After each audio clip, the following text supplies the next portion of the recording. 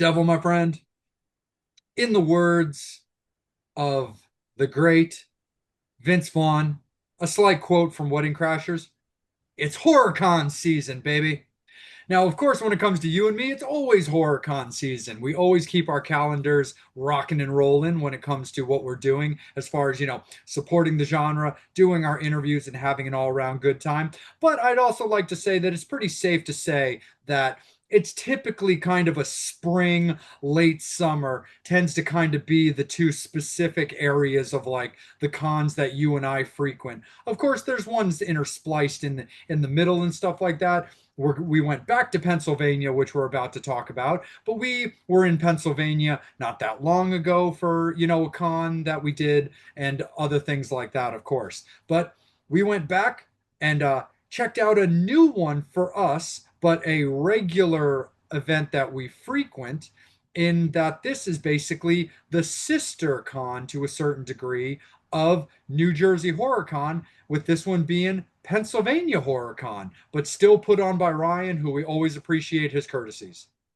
Yeah, it was pretty cool getting, interesting. Like I said, we do, as far as that, the guys who run that, with the New Jersey Con being at a, at a like a, convention center expo and thing like that kind of thing. It was kind of cool to kind of see them at a, at this event with being at a hotel. So, we can stay, we can just go up and relax for a second, come down.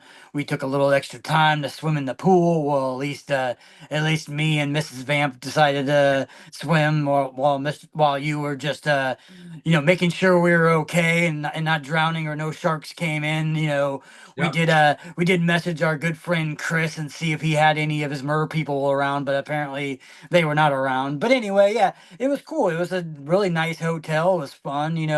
Obviously, the con is still put together. It's a lot of the same staffing and same people. We saw your brother and Lord Damien, right there in the beginning of the con, just to kind of welcome you into Pennsylvania. And it was, like I said, it was cool. It was a cool little event. They had a room for all the vendors, and then a little corridor for some more vendors and some more celebs. That on that first day, on the Saturday, they had all the stream people kind of lined against the wall. And then you walk down a little further, and that's where you had all the celebrities, that we got to meet. And there were some cool ones. There were some ones, you see sometimes, and a lot of cool names I haven't seen either in a long time or I haven't seen at a con at all. So Yeah. we were really looking forward to it. Yeah, this was a cool one, Devil. Like, and this was also the thing I also really liked about this one, just as far as the celebs that were brought in, is you and I always have a great time at these cons, regardless. We have similar tastes of the people that we want to meet, people we're looking to interview, things like that. But then we also have like our own like specific passions. And this was a cool one. I really loved because actually bringing Mrs. Vamp into this as well, all three of us really had our own little blocks of like necessities that were valuable to us individually. So I loved the fact that, of course, people may or may not know, is that of the trilogy, the triangle of the movies that Mrs. Vamp cares about the most, the top dog has always been the Halloween franchise. And she has her OG Halloween poster that she's been getting signed by everybody in the franchise, or just everybody in the franchise, that she cares about. And there were three new autographs that she was able to get in this one: Tyler Mane, Michael Myers from Rob Zombie's Halloween, Hannah Hall, Judith Myers from Rob Zombie's Halloween, but also a lot of people know her as young Jenny from Forrest Gump, and then Tony Moran, who's the basically the co OG Michael Myers from the very first one, along with Nick Castle. So that was really really cool for her. Me, I love The Crow. It's an important movie. It's an important franchise in my life. I can poke as much fun as I want to when it comes to Wicked Prayer, which I always do. But also, we've had the discussions about the issues with the most recent Crow movie with Bill Skarsgård, where I do find there to be some solidness and a little bit of gems in that movie. But I've also vocally, criticized the stuff that instantly made that movie just dead in the water. But then when it comes to the original trilogy, obviously The Crow is The Crow, it's untouchable. I personally consider City of Angels to be a very quality sequel. I really, really enjoy it. And I personally don't have any issues with Salvation. It went a little bit more comedic, but it was fun and I enjoyed it. But more importantly, I was finally able to meet Bai Ling. That was super awesome. She was very sweet. I can also appreciate the hustle because she's definitely a hustler when it comes to trying to get those extra photo ops, sell scripts, sell t-shirts. So I can definitely respect her for that. But look, she was really nice. She was really sweet. She loved my poster. She signed it really cool and, took great photos and stuff like that. So that was super awesome. And then, of course, for yourself, my beloved friend, the devil, we had Pee Wee's Big Adventure people there with two of them for you to get to meet in Diane and Mark. Yeah, yeah, yeah. It's pretty cool. Like I said, that's the funny thing about that's the cool thing I always liked about New Jersey and this Pennsylvania one. Yes, it's a horror con, but it's especially with New Jersey it being still film festival and stuff like that. But they do bring in those kind of like oddballs. You know what I mean? Like yeah, you got Pee Wee's Big Adventure guys, but yeah, I mean you had Mark Holton, but also Teen Wolf, but he's also was in Gacy, so he still got a little bit of that horror, which you got. I know you got Gacy signed by him.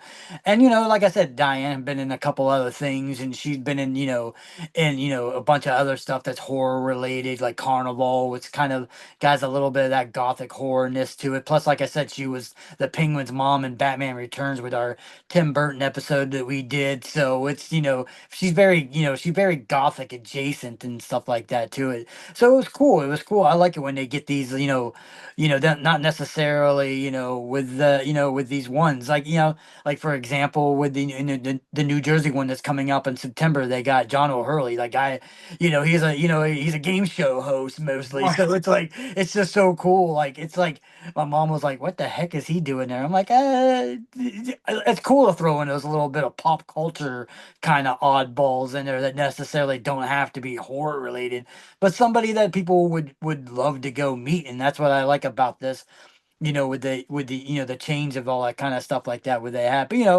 obviously, when we were there, we had Felissa. We got to talk to Felissa, and we finally nailed down her interview that we finally got.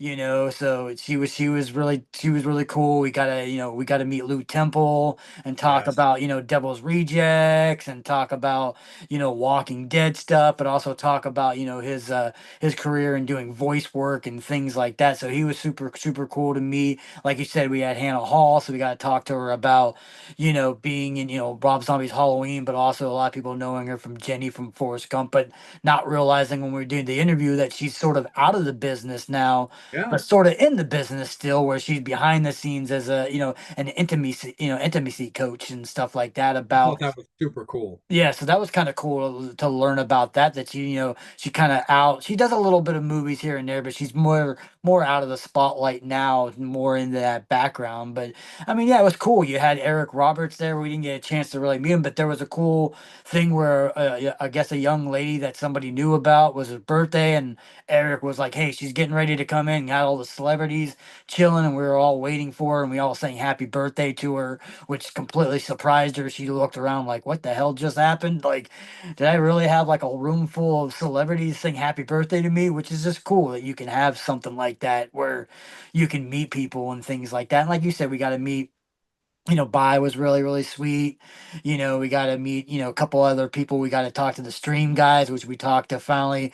We finally, even though he didn't know that he was on our radar, but Michael been on our radar at meeting him and talking to him, especially because he's always, his crew and the stream crew are always been part of New Jersey HorrorCon, and they had that little room, but it's always really packed with that, with Terrifier and that Terrifier world being really big and blowing up right now. It's hard to have to him to have any time to really kind of talk because we don't want to take away from from his fans and interacting with people who want to meet him. But so it was cool to finally get him, and while we were doing it, we had Phil come in and wreck us and wreck the thing like that. And we also it was all craziness, man. We had a bunch of them. We had Felissa, we had Lachlan Monroe come in and stick his face in our camera and kind of Right. bum rush us. And then while we were talking to Lou, we had the we had the guy from Texas Chainsaw Massacre come over and say stuff. So yeah, that's the fun thing about these cons when you're doing these interviews. You really never know who's gonna photo bomb or who's gonna come in and go, oh crap, you have no idea what you're talking about. Which is funny because although when you see these interviews, I did cut this one out just because you don't see her, but we had an interesting conversation with Michael Levy with the chick from Nancy. Scream, the bathroom girl that gets killed, talking about flashing Mark Holton her boobs in an elevator, and then basically wearing shirts all weekend with her nips being super super hard. I mean, I thought that was kind of funny. Like I said, if she would have been in camera, I probably would have kept it in because it would have been funny. But her being off camera, you kind of had no idea it was her, even though you can hear the conversation because she's like, Yeah. "You know who I am?" Michael's like, "Yes, I know who you are." But I thought that was kind of funny. I liked how Michael was like, be careful what you say. We're live. We're live. Like he's Yeah. like trying to warn her. And it's just like it's rock and roll. Like it just is what it is. But no, man, it was cool, man. Just for the sake of like transparency and also just kind of covering everything, I will say, and again, I chalk this up to where this was kind of a revamp of Pennsylvania horror cons from the past because they hadn't done one in about 5 or 6 years. And it was a small turnout. It was actually a little bit disappointing. I kind of felt for Ryan and I kind of felt for people because, like, there really wasn't much of a turnout. The vendor room never really seemed very full to me. The most of the attention went to the celebs, understandably and rightfully so, with with the guy from I forget his name off the top of my head, but they had one of the Friday the 13th cast members who I know is up in years, and I think his appearances are a little bit on the rare side. So Yeah, he had a long line. his line was always long. Like there were people sitting on the floor in like the middle of the in the middle of the room, just waiting their turn. But yeah, it was just kind of like a small kind of chill thing. But also to all the credit though of the celebs and stuff, where when that's how you pay your bills when you're not acting and things like that. I mean, they were all very, very polite, super cool. I never there were a couple of times where you could maybe see them at their table where, they're playing around on their phones or just kind of waiting or just kind of chilling. But attitudes wise and whatnot, there was really never a time where I felt that anybody was, portraying a bad attitude or acting funny or making it seem like they didn't want to be there. They were all like really approachable. Like I like, I think Lachlan's great. And I'm glad that he's going to be back at New Jersey Horror Con because as much as Mrs. Vamp and I love all these movies he's been in, like, White Chicks and Dead Man on Campus and all that kind of stuff, it completely had spaced my brain that he was in Dracula 2000. And I've got the little 3 movie set because it's the Wes Craven collection that obviously our beloved Brandy Roderick is on, but also so is Craig Schefter that they were both in Dracula Part 2. But now I can add, Lachlan to that DVD as well, since he was in the first one, and kind of treat it a little bit like my Crow poster, where I can look at it as maybe trying to make it a, franchise, Wes Craven Dracula franchise kind of project that could be Yeah. kind of fun and stuff like that. But Yeah, yeah. yeah, Especially with him too, because you had like Felissa going, "Oh, you're not on our podcast," even though she just did the podcast not that long. She's like, "You haven't done their podcast? You should do their podcast." And he seemed pretty interested in doing it. yeah, So we'll hopefully, when we go back and do New Jersey in September, we'll be like, "Hey, remember us? Felissa said you needed to do our podcast, and you came in, and I saw the video. The video footage is funny because all you literally see is just like this part of his face for a minute upside down and like yeah. up his nose. Then eventually he comes to the table. So it's pretty funny when we when you watch the interviews. That one's tickling. I was laughing the whole entire time with that one. So, and he just seems like, when we were talking to him and talking to Felissa, he just seemed like a really cool, like, really really down to earth kind of guy. You know what I mean? So he seemed like one of those guys that just seems like he'd be fun to interview. Like he'd be like on that level of like kookiness and craziness, like especially hanging because like he does the con circuits frequently, and he's been doing a few of them with Felissa, so he probably gotta be on a little bit of the wild side when you deal with her. Oh no, absolutely for sure. Because remember, it's only cranberry juice, Yeah, it's only and cranberry. nothing more. But then by the end of us hanging out with her and doing the interview with her, it went from it's only cranberry juice and nothing more to it's never only cranberry juice. I was like, yeah, we kind of all know. I mean, it's funny because like all the videos I have, even like even when we were at New Jersey HorrorCon, I had the video right after Kane the Kane Hodder incident of him ripping off her prosthetic wiener. She's got a little bottle, a miniature bottle of alcohol in her hands all the time. So you always know that even though it may look like juice, it's never juice when it comes to Felissa. She's always drinking, which I mean, I don't mean that like I said, in a bad way, like she's a No. belligerent drunk. No, she's just one of those like I like to have fun, I like to have drinks because when I drink, I'm even more crazier and more wild. And then we told a story about her doing a con with Dana from the Evil Dead like TV Oh, show, the Ashes versus Evil Dead, and I'm like, man, we saw her at a con and she was just, you guys want to do shots? Let's do shots at the table. And she was just crazy. I'm like, I couldn't imagine. Got held a picture of her and Felissa together. If those two together, so yeah. oh yeah. If you wanna party, and that's a shout out to New Jersey HorrorCon and stuff like that, because you guys get Felissa a lot. You get Felissa and Dana together in a room. You're gonna some craziness is gonna sue, but it's gonna be good craziness.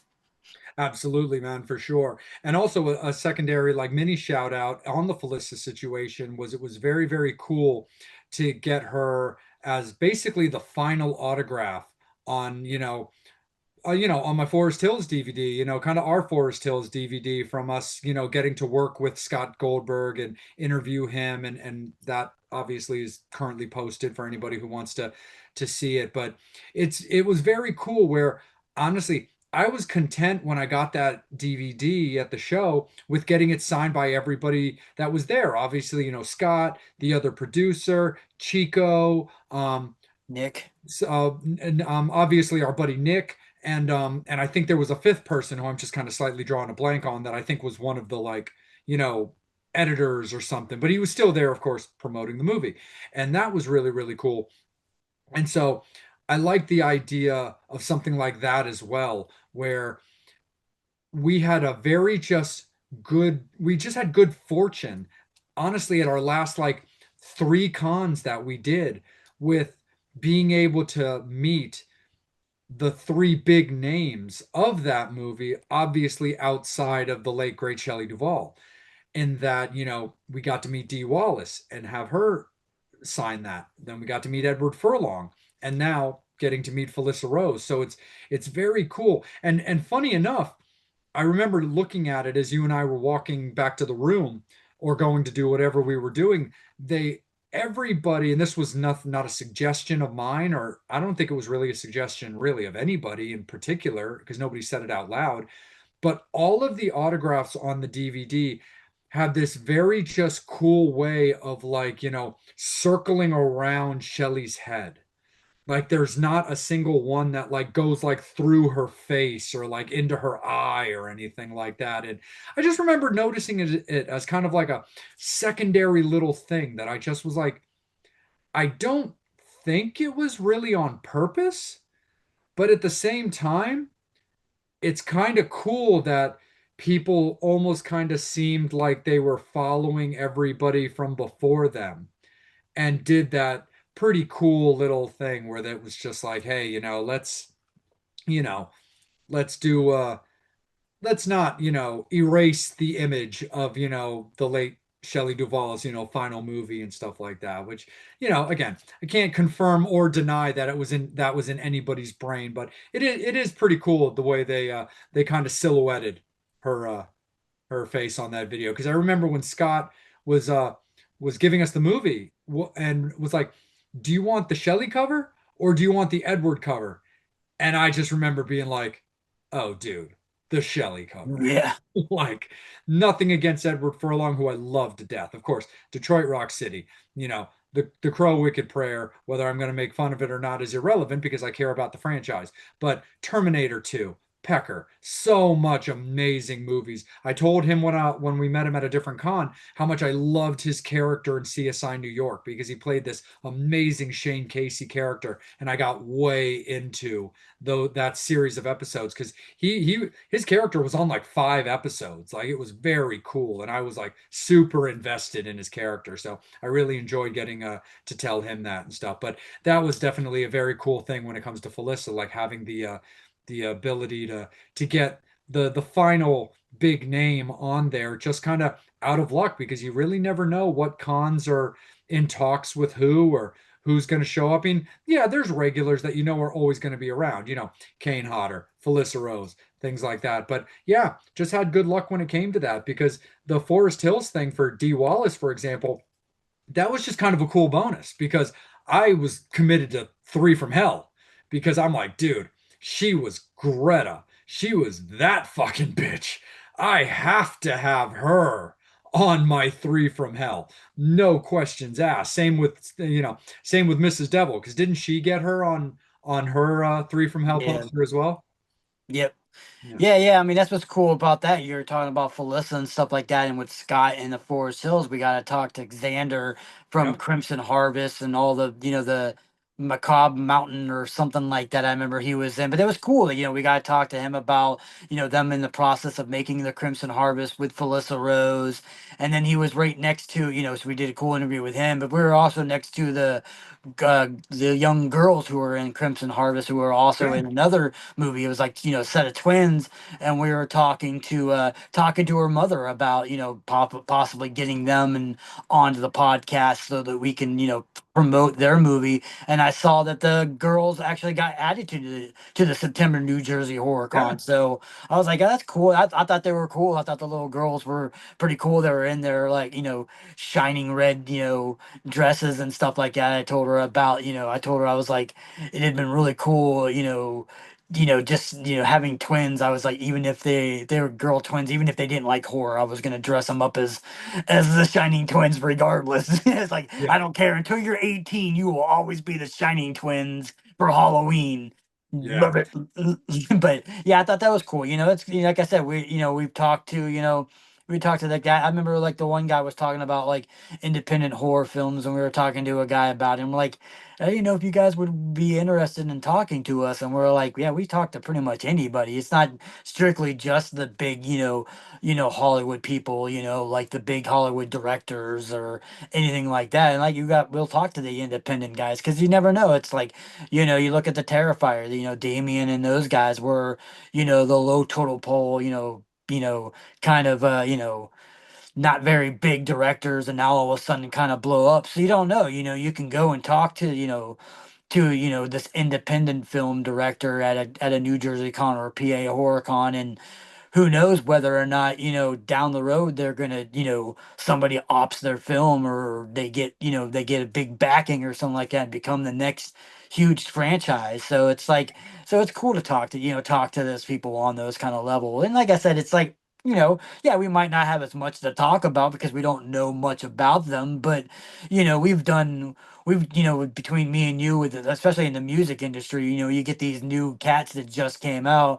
It's like, yeah, I mean, yeah, it's easier to talk to somebody that has been doing music for 20, 30 years, because you can pull out some like old school, like old school crap that, like, holy crap, how do you know about this band? Like, that was like, only 5 people bought that album or something like that. But versus like a newer band where you kind of like, yeah, yeah, you got to be a little bit more of the cliche questions. And that's how it is sometimes.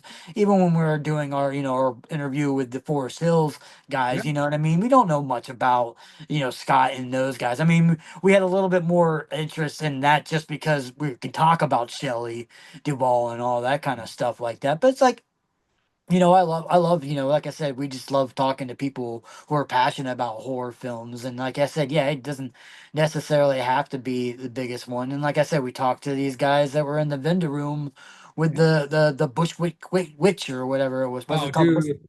Those Yeah, guys were super Paul cool. was so cool. That was Yeah. like super, super rad. Like that was like as a guy who really does not need new posters in his life right now, like that experience, they were so cool. That was the first interview I think we did at the con that weekend, and they were just so sweet. But I loved the idea behind the movie. Like their actress who plays the witch also won the adult costume contest, and their posters were also just like super duper cool, just this really bitch in black and red, like spooky kind of cover looking thing. And I'm like, you know what, I'll make room for that. I was like, that's cool. And but again, they were just super great, so professional, like, nothing bad to say whatsoever. And you could definitely tell that Paul was a super passionate guy. Bobby, the guy who's in charge of their music score, has since been in touch with us as well. He really wants to do the show, so syncing up a time for us to chat and record his interview will be great when we're able to do that.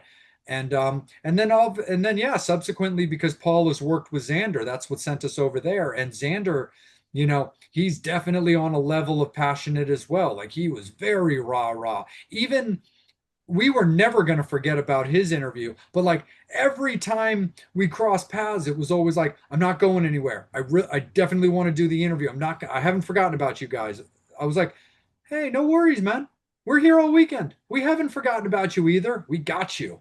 But it's cool to see that kind of passion where not only do they want to feel that, they want us to feel that we're not just being shrugged off, but it's also very cool that they're very rah, that they trust our outlet as somebody that they want to talk to get this passion project, these various passion projects out. So that's a super duper cool thing. And also getting to spend time with Nick, get some of his movies, get one of his movies that I needed to get a copy of because we wanted to support his support our mate. And each of us getting a t-shirt for his band, because his band Demon Scar is fantastic, and he has these really cool shirts. And it's just all about, it's all about the networking. Yes, there's a lot of value in that, but just real cool connections are also just as valuable. Like, you know, ultimately, who knows what our relationship with Nick may or may not do,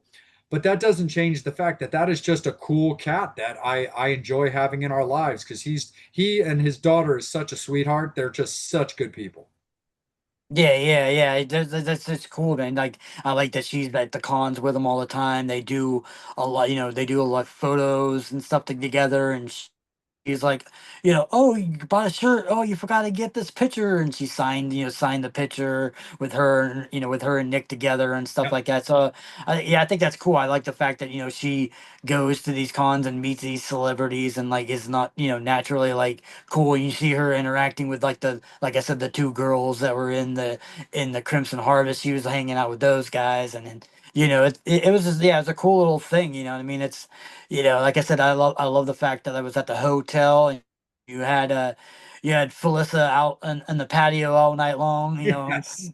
causing some ruckuses and stuff like that. But it's such a cool, it was a cool atmosphere. We got to see our boys again, and with the aliens and talk about alien stuff like ooh, what we got here. Oh, speaking of that, Roswell remains. Who's Uh, that by? that Who's would be American Grim. American Grimm, yeah. And then we were kind of a little saddened about our other brethrens that we know about, the No, suicide puppets not being able to make it. So we were kind of hoping to get those guys, because we've crossed paths with those guys a bunch of times. So it was cool. We would like to have gotten them on the official Vampire and Devil podcast, but who knows? There's a possibility that we might see them. Like I said, American Grimm's always there. yeah, It's cool and they're stuff not like going that. anywhere. Yeah, so it's like, yeah, that's cool. But yeah, as I said, I love it. I mean, we got some cool merchandise. They had some cool stuff. We got some cool wooden things that this guy made that was pretty cool that we got, and we got some merchandise from here and there and stuff like that. Yeah, they had some cool stuff, and I mean, yeah, definitely like compare. I mean, which is understandable. I mean, granted that room wasn't as big as like the room that they have at the at the expo center, when you have a little bit more room and a little bit more vendors and stuff like that. It was still cool. They still had some cool vendors and stuff like that. You talk to a lot of people, and as I said, that's what we like to do. You know what I mean? It's like, it's all about, like you said, the networking and stuff like that too, but it's all about just meeting cool people, you know what I mean? Like I said, we just, now that we see, like you were talking about with Nick and stuff like that, every time we see him now, you're always really, really cool, A couple of other the con people that are always at ones and stuff like that. So, now that we got that, our interview with Michael, we can just throw him a little thing or talk about, if any Scream actresses have flashed him or of any of his stuff. I thought it was pretty cool too. I mean, you hear about it a little bit in the interview, but how much of a of a movie geek he was. He Oh went to a yeah, vendor and bought a copy of a VHS Leprechaun to have Mark sign it. You know what I mean? So it's cool. Like that you could see, like, not only is he's doing this, the stream and those kind of stuff and working with the Terrifier guys and stuff like that, but he's also a fan too, and he goes to these cons too, and that's what I like about it. When you go to these ones, like especially with Felissa, she knows everybody. But I love the yeah, fact, I love seeing them interact with each other and go and see, or like like you said, you had Hannah Hall and Tyler Main there, and they hadn't probably seen each other for a little bit of while. So working with Rob Zombie and stuff like that, you had Lou Temple and Tyler Main that were kind of working on the thing that Miss Vamp got, was a comic book that they were working yeah. on, that it's about, helps human trafficking. It was a really good story about, proceeds going to that, was really, really cool. Yeah, no, that was definitely cool. Like that was super awesome. Yeah, the wooden plaques were so super cool. Like really, really enjoyed that. Love the stuff that we got at, like I said, at Nick's table with like Demon Scar. I thought that was, that was fantastic. But yeah, it's really cool to just kind of do like, I love being able to do like the casual vending thing, whether, sometimes there's like a lot of things that jump out and we leave with just armfuls of things. And then other things, it's just like cool to just kind of be involved and like look at things and just find things that were cool. Like, I left completely, satisfied with my cool, like my cool little t-shirts. And, I'm looking forward to, getting a second to sit down with my pair of scissors and make them a little bit more vampire friendly. And rocking those out. And also just getting my hands on like more movies and stuff, like the movies that Xander had outside of Crimson Harvest and stuff, because that was always something that I've been wanting to do much more often when it comes to cons, is like I want to support more independent films, like more independent movies. Like, don't get me wrong, my favorite thing that I bought over the weekend was easily my copy of Stream, but that also is because like I've been waiting for that to get released as a physical copy to add to my collection, being a big fan of the Terrifier universe just in general, I've got all the Terrifier movies. I've got the Mean One.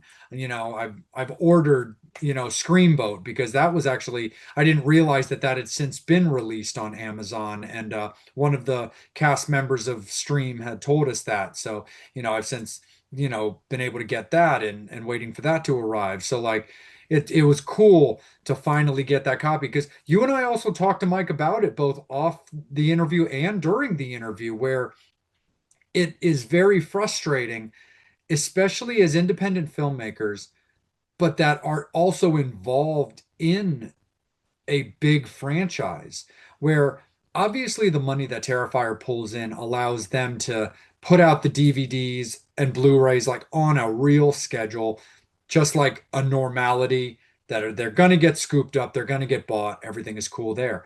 But then even something like Stream, where it's not Damien's project, it's Michael's project, where, yeah, there's still the advantages of that, because I'm sure that Phil and Mike have a quality income that they've collected or do collect being involved in the Terrifier movies. I can't imagine that they wouldn't.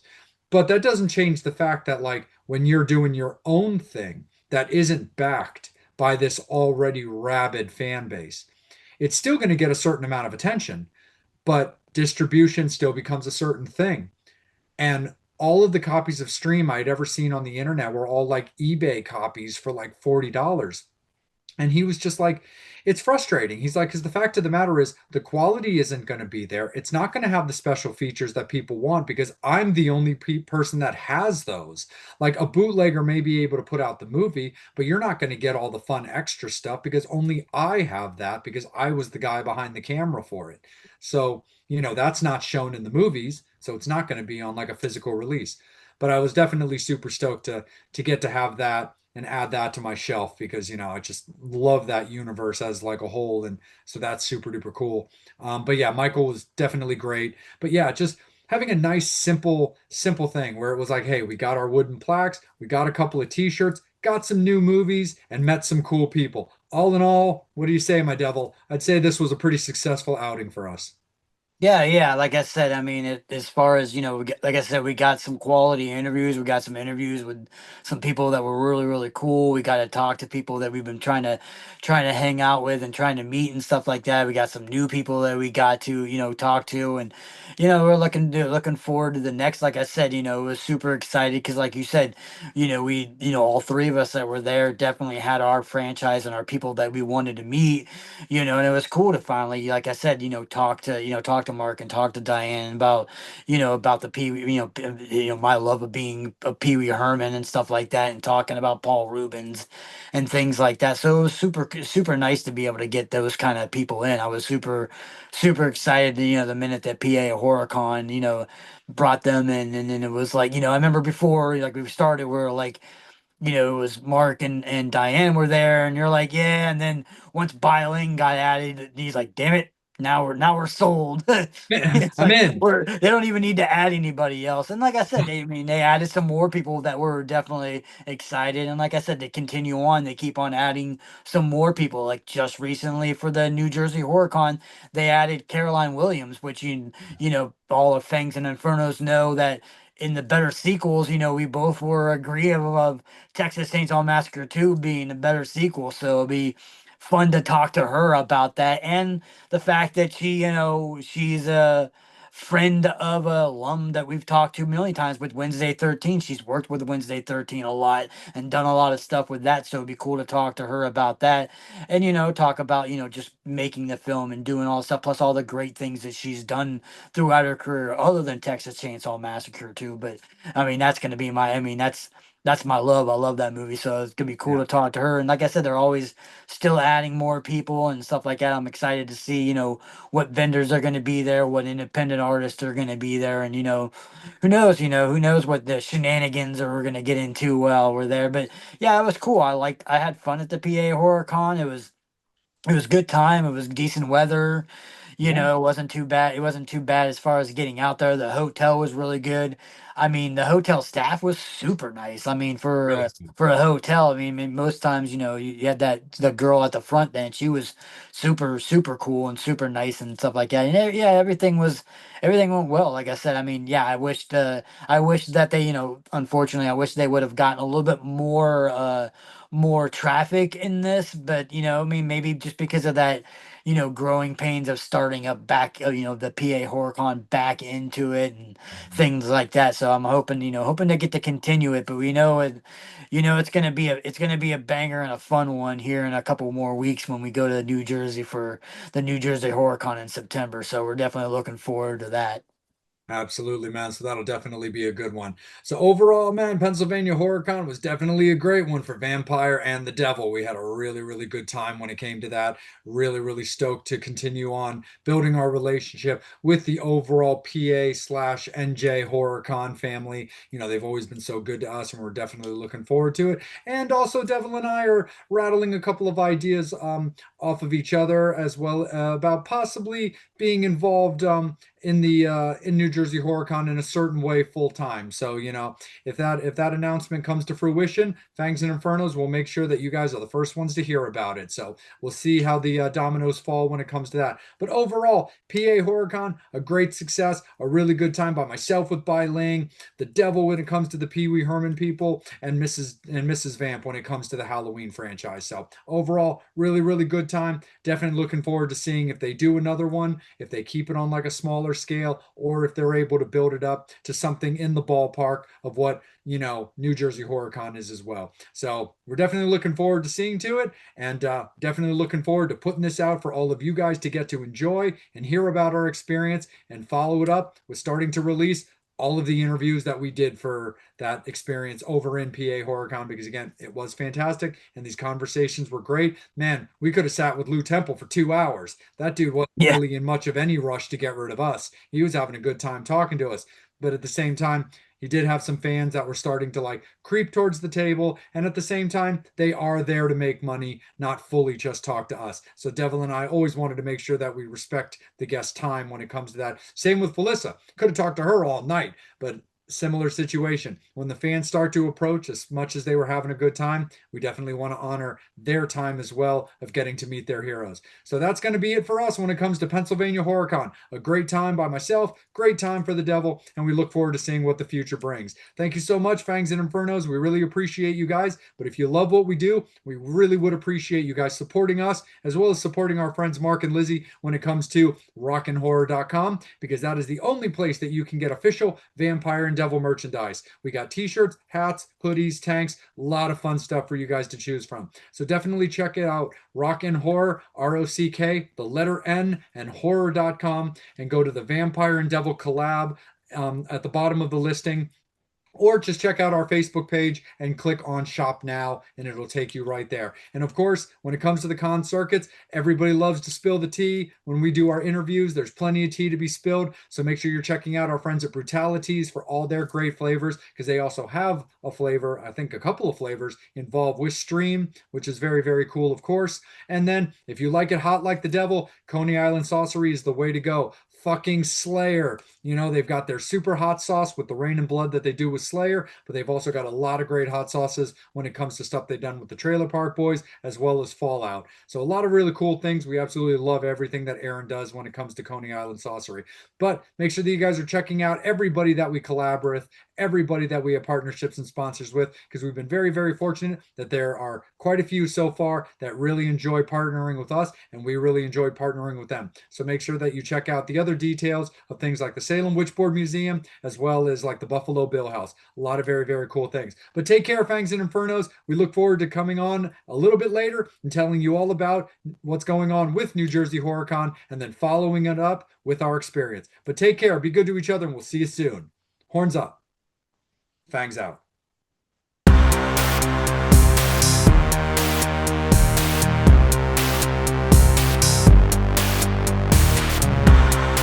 What's up there, Fangs and Infernos? We are right back with you guys. It is day 2 of Pennsylvania HorrorCon, and we are hanging out with one of the greatest and one of the awesome people that we love ever so dearly, that we've gotten to meet a couple of times throughout our career and have like fun times and fun conversations and everything like that. So we appreciate Ryan and all of the courtesies that have been extended to us on behalf of myself and of course the Devil right now. But that's enough about us, because it is all about her, as we are about to have a really nice conversation, a very enjoyable conversation, and who knows about what else, because you never really know if it's only cranberry juice or if it's something else. But we have the incomparable Felissa Rose joining us right now. Thank you so much.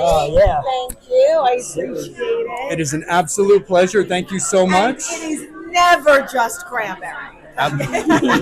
For clarification, you heard it right here. How has your weekend been so It's far? amazing. I love being on the East Coast. I love being at Ryan's shows. I love being around our community and all the horror movies that I love so dearly. It's incredible. Absolutely, for sure. And keeping it, up to date currently with everything that, that you and I got to discuss yesterday when Devil and I came by your table, is that you got to be a part of Shelley Duvall's final film, which I think is something that's so amazing, but also something that's incredibly valuable to discuss as well. So how was it, not only just with one of your longtime peers in the horror community, but somebody who you genuinely got to work with, let alone the fact it was her final appearance? I mean, there's nothing I can say other than it was spectacular to work with somebody legendary like Shelley Duvall. And it took me a long time to actually feel like I could compose myself because I'm looking into the eyes of a hero, of someone I have admired and respected. So it was quite extraordinary, but also emotional. I started crying and she was like, so tender with me, and I said, "Can I hug you?" And she said, "Of course." And I felt like I learned a lot that day because when you're working with somebody who has so much experience and is truly, look at this icon walking over. Look at what the wind blew in. Do you want that? Can you guess that face? That would be the question. Can you guess that face? Come in and say hi. Look. This is definitely the best interview ever. Hi, everyone. Hi, it's Dr. Monroe! Yes. Wonderful person on the planet. I love you. Thank you. See, this is what I'm talking about. So that's a great example of what we're kind of talking about. Yes. Shelley's amazing. I miss her dearly. I love that woman. I'm so thrilled to have that moment to always reflect on. But to have friends like that, like Lachlan, or I look around the room, Tyler Mane, Tony Moran. We're just really lucky to have each other. Absolutely. And on that same topic, because I think it's very interesting to get, an actor's perspective on it. When it came to Shelley, for example, it was very well documented, the difficulties and also the stresses that came when certain directors have a very specific style for getting the best out of somebody and certain situations that it can cause maybe in the long-term run. Based on what you would like to talk about, is there any situations that you could relate with similar to what Shelley went through back in the day where, a director's style or just your personal needs might have caused stresses in getting into a character role? That's a great question.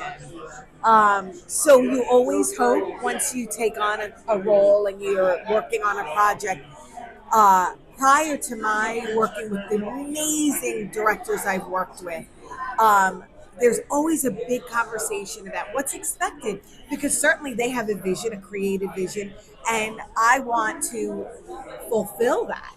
I'm being hired to create. I mean, I can't relate on any level. I never had a hardship where we sort of had, I'm going to say that kind of stress I've never endured because I've just worked with people, like I said, where the communication was so great and what was expected of me was, kind of understood prior, or the directors I work with just let me run. Yep. Like Jason Wharton, who I love so dearly. I did Craving, A Hard Place, and now I'm beginning Apex Predators Club next month with him. He kind of lets me run, and it's exciting. Adam Green, Damien Leone, Michael Levy, Harrison Smith. There have been directors, Dave Camfield, that I can think of that have, if anything, I feel badly like I'm a wild boar. It's sort of like I want to create these outstanding people that come to life on screen and are captivating to an audience. You want your characters to come to life. I want to infuse them with some sort of energy and world that is thrilling to watch, so I've had great experiences. Oh, wonderful. Absolutely. Devil, my friend. Yeah, we're talking about especially with newer films now where you have directors like M. Night Shyamalan and all these guys with the ending, the surprise twist ending. Your movie, Sleepaway Camp, when you made that, it was kind of iconic because it was one of the first movies that had such an iconic surprise ending. Talk about just that moment when that came out, and if you saw people in the theaters and all that weren't expecting that. That obviously, if people who haven't seen Sleepaway Camp now, spoiler alert, but it should be already. Just that scene where all of a sudden, you see that Angela was packing a little bit extra. A little something special there. Well, I brought my 8th grade class with me to watch the movie. So that was interesting. It was packed with all 13, 14-year-olds. And I, having never made a movie, didn't know what to expect in terms of you film and then it's edited and then the story comes to life in, in that kind of narrative. I only filmed like a piece here, a piece there, so it didn't make sense how it would look. So when I saw the ending, I was like, what the? I was shocked, but I feel like, and I'm so grateful and thankful that people watch Sleepaway Camp today and it still resonates with audiences because of the social commentary. Because the movie is trying to really drive home, be genuine to who you are. Yeah. Don't bully, be kind, be loving to your people. Gender identification, sexual orientation. We are here to support each other and be exactly who you are. Life is short, this journey is short, and let's all just love each other. Yeah, because honestly, between Boys Don't Cry with Hilary Swank and the Crying Game, those things weren't really tackled at that time. It doesn't mean that they don't exist. That situation and that lifestyle is involved very deeply in my family, so I'm a big supporter of that community. But those things in film, in cinema, weren't tackled at that time. Right, we need more representation. Yeah. Do you remember as going back, reading the script and understanding that, and then Devil, pick it right back up, my friend. Do you remember looking at that scene as well as the prosthetics involved in what you needed to portray as a young actress, going like, did you ever have a moment of, I don't know, or wow, this is way different than what at the time horror had built to be a thing? No, I really, I was 12 when I was cast. I was 13, a new 13-year-old when I read the script and I was making the movie. So I didn't know deeply the roots of what the film was, but I understood the meaning behind what I'm saying, like about being true to who you are and not bullying and all of that. But I love what the film represents today in terms of being true to yourself and, again, all of the social commentary. And I love that we have this conversation today.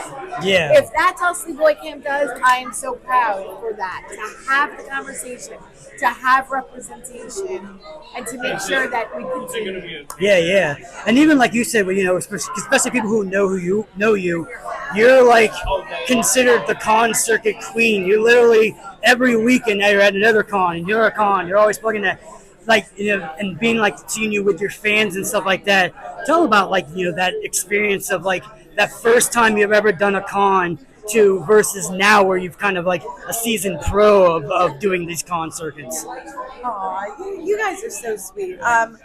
I was always very insecure, so it was hard for me to feel like I was always nervous and had a little bit of I want everybody to have a great experience. And that transcends the movies. It's like a personal connection. So I feel like from where I began, where it was like, I'm so excited to just see my heroes. Now it's taken a personal note where it's like, I want to know where everybody else is coming from, and I want to connect and know that what these movies mean in an emotional way. Yeah. And how we sort of understand from horror the different depths of life that we might not talk about ordinarily every day. So I love that we connect on this deep emotional level, and that's where the cons are for me today. Let's hug everybody. Let's take care of each other. That's what it is. Yeah, exactly. And you were talking about working with Shelley. We talked about you being on stream. Talk about working with, that we lost Tony Todd, the great Tony Todd. Yeah, we've lost Tony Todd, one of my dear friends, Laura Park Lincoln. Yep. It's Sid Haig. Yep. And that's just such the worst part of life. Yeah, exactly. But the beautiful side is that their legacy lives forever. Oh, yeah. As long as we keep talking about them and we remember their films and what they mean. I have not been able to watch the new Final Destination It was because tough. Yeah. because we all know Tony gives a speech, Yep. and I'm not ready. I don't know. It's going to be super emotional. I was Yeah, I watching mean, one yeah. of his. Oh, go ahead. Oh yeah, but like I said, especially when it comes to like with the cons, we're talking about that. You're talking about Sid. Sid was just genuinely one of the nicest people, man. He was just, he genuinely would hug you, just like conversations. Yeah, he wanted You could to tell, be you could there. tell he was super excited. And like you said, I understand, with the things like that. And I just love the fact that he just stuck to his morals. And the $10 meat, all it cost was $10 to meet him, and he was just like, oh my god, where cons have, it's gotten a little bit more expensive and stuff like that. He just Yeah. kept that. Nope, $10, you can come and meet me. Yeah, It was that just a is genuine, Just genuinely happy to be there. happy person. It was like definitely a sad day for the horror community. It's always a sad day when we lose any one of our family, because I always say this is the family reunion you want to go to. Yeah. This is the family you want to be with. We come together because we're celebrating the movies, but each other, the friendships and the love that's in the room. Like Yeah, right now you exactly. see I know I've made my best friends from conventions, and I know people who have just from standing at the tables. Yeah. It's amazing. Absolutely. I mean, like recently, I watched one of Tony's older movies that he did with Rocky DeMarco called Vampire in Vegas, and so that was kind of fun to like watch and just relax.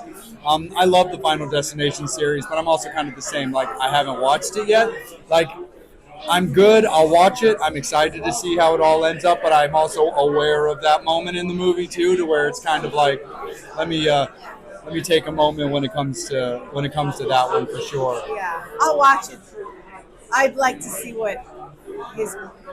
I want to see his sentiments. Absolutely. And you also mentioned, working with Damien, of course, and that what I now call like that universe has really taken off, whether it of course be the Terrifiers, the Mean One, Stream, everything kind of involved in that, Screamboat.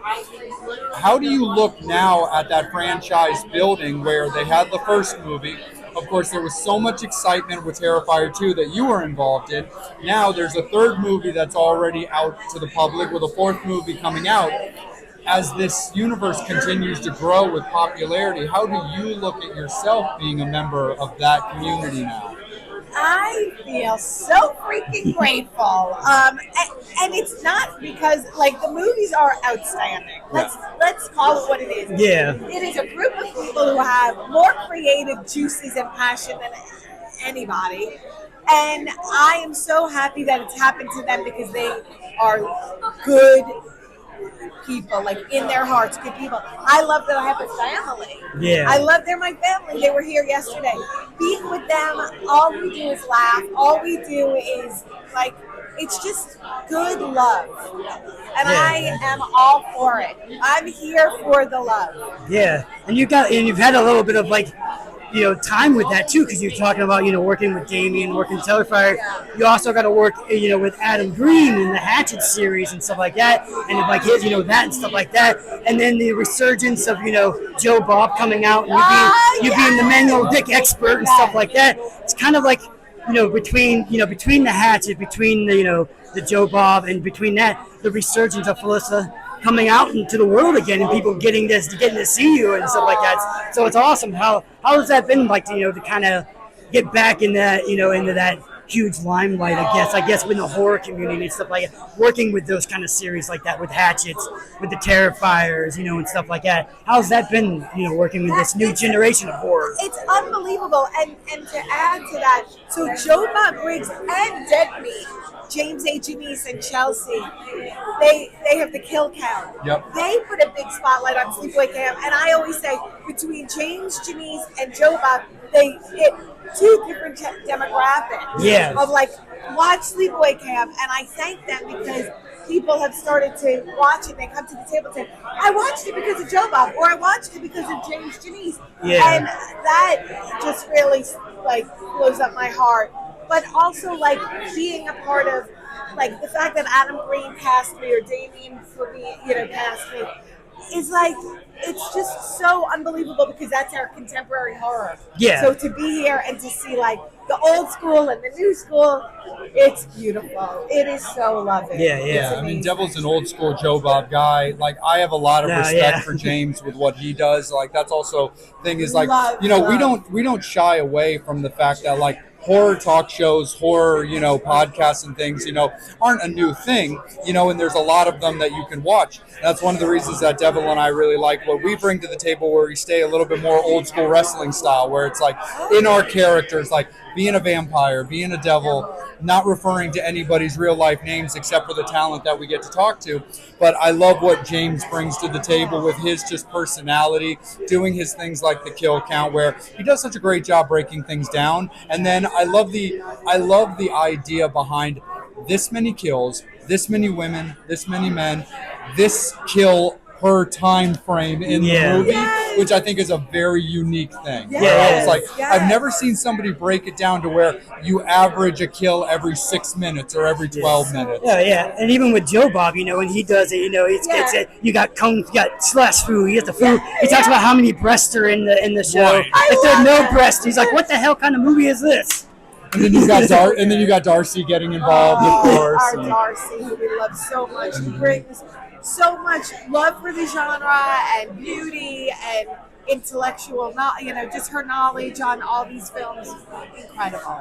And just kind of like a fun thing as well, because Devil and I always love to have a certain amount of humor. Tell us a little bit about how this photo became a thing. Like, That how did the cartoon Angela with the Scooby-Doo cast become a thing? Just an amazing artist, and I think the mashup of, and I think we've seen it with some of the other films, like Art the Clown and Scooby. I think is brilliant, and I always say this is the mystery they couldn't solve. Yeah. Until you watch the movie, you just Gotta don't watch get the it. movie. Yeah. Absolutely. When you're looking at things now, and of course you've also been working with Xander Goldman as well in a Yes, series of movies that yes. he's done. Yep. When you look at film and roles now, as opposed to when you were green in the business, to when you would become a veteran, but of course there's still learning and excitement and scripts to read. Sure. When you look now, being a very established veteran, to the roles you look at, how do you kind of break it down mentally? Do you look at things like how much attention will it get? Am I tapping into a character that a part of my brain I've never really been to? Or, hey, there's a director or an actor that I'm finally getting to work with? That's a great question. I would say, like, for me, it's about, well, you first read the script. So it's always about, like, you're feeling connected to the words on the page, the story. And then I'll usually read it knowing the character that I'm being looked at for. And then if it's exciting to me and I love the director or I love the cast, whatever it is, and usually it's at all of those things, I'm like, yeah, let's do it. I'm excited. There's never been a script that's like, I hate it or I don't want to do it. I mean, I'm up for anything and I want to bring, some fun. Absolutely, for sure. And of course, we definitely want to allow for the opportunity for all of the fans that are out today at Pennsylvania HorrorCon to be able to come and meet you. So, Devil, let me kick it back over to you, my friend, as we prepare for our final circle. Yeah, so, like you said, when you're talking about these old horror movies and stuff like that, with the practical effects, what do you, obviously with that scene being so young, what do you remember about the practical effects of doing that with, as being such a young actress and stuff like that, about, something that's, All right. so something that's Eric Roberts just announced. so something that's supposed to, especially with something so, shockingly and, kind of, adult oriented with you being underage, how did they handle that scene and doing that with while you were working at underage? I mean, well, I remember I had to make the mold of my face to put on the boy. Yeah. So I remember the mold, and I just, at the last night of shooting, they were very gentle with me, and it was myself and Paul. And then when it came time for the big reveal, I was no longer on set, and they put the mask on him, and they did the last scene. But everybody was always very cognizant of my being 13, and just, handled me with a lot of love and a lot of, gentle kick gloves. And it was just an easy process. And it was 82, so it was a different time. It was different. Oh, yeah, because we were just talking about that before. I saw an interview with Danielle Harris was talking about the Michael Myers that she worked with on Halloween 4. And in the scene where she's in the duck and he's stabbing it, that was a real knife that they were stabbing. And she's like, that's the fucking 80s. Like, they didn't care about kids' safety as much now. I saw her interview and her video, and I was like, that was the time. That was the 80s. It was different. Yeah. So before we let you go, what other projects that you can talk about that that are coming out soon that people can see you in? Bloody Summer Camp 2 with Joe, Bob, and Darcy. Nice. The Barn 3. Yep, super excited. We just heard about that because our buddy is Chris that runs the Bulls House. Yeah, okay. He's one of our sponsors. So he told us. We love him. I love Chris Rowan so much. There's a bunch that are coming out. My brain is always like, forgetting what I just filmed last week. Crimson Harvest. Crimson Harvest, The Last Sleepover with Lisa Wilcox. So many deadly endings. A lot of stuff coming out. They're going to be making Stream 2. Yep. I'm harassing them about being in that. We were talking to Michael yesterday. I was like, Michael. I played Donna. Let me play the twin sister Rana. Yeah. So she can have multiple twins. There can be 6 different. Triplets. I'll be all. So we'll see. A lot of fun stuff coming out. Awesome. Yeah. And one of the things that's also very cool is, with of course you being so approachable in the con circuit, you also are, active on your socials, and we try not to go overly personal, but it looks like you also have such a good time with your kids when you're out and about and getting that family time. And considering that you're so active in your roles as well as doing the con circuit for all of your fans, how do you find the proper time to be a mother and spend time with your children? Because of course scheduling is a thing. You have to be really diligent with how I work each minute, and I would say my kids are number one. So like I had to cancel a convention next week. I didn't realize that it's my son's birthday, and I didn't realize it was falling on that weekend, so it just didn't work out. I had to cancel because I'm taking him to Universal. So it's stuff like that. And when I'm home with them, and I don't leave the house. I just stay home, take care of them, hang with them, do activities with them. They're my everything. Awesome. That's so awesome. Yeah. Well, Felissa, we can't thank you enough for giving us a little bit of your time. Because especially with this and your fans, we know that your time is very valuable and precious, and we can't appreciate more the last 15 or 20 minutes that you spent with us. So we really, really appreciate that, and we're so glad that you had a good time. And that's the biggest thing for me and Devil, is that you enjoyed yourself, you felt respected, you enjoyed the questions, and you felt that in any way that this interview could benefit, your continued success as an actress and everything that you give back to the community.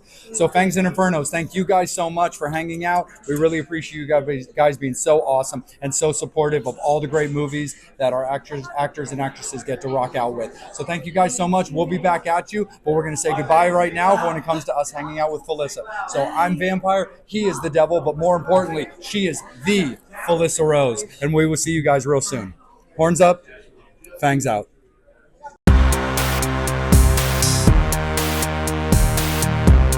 What's up there, Fangs and Infernos? We're at PA HorrorCon. We are so happy that Ryan had us back. We love doing everything affiliated with this overall franchise, and we're always really honored to be able to do our Vampire and Devil things.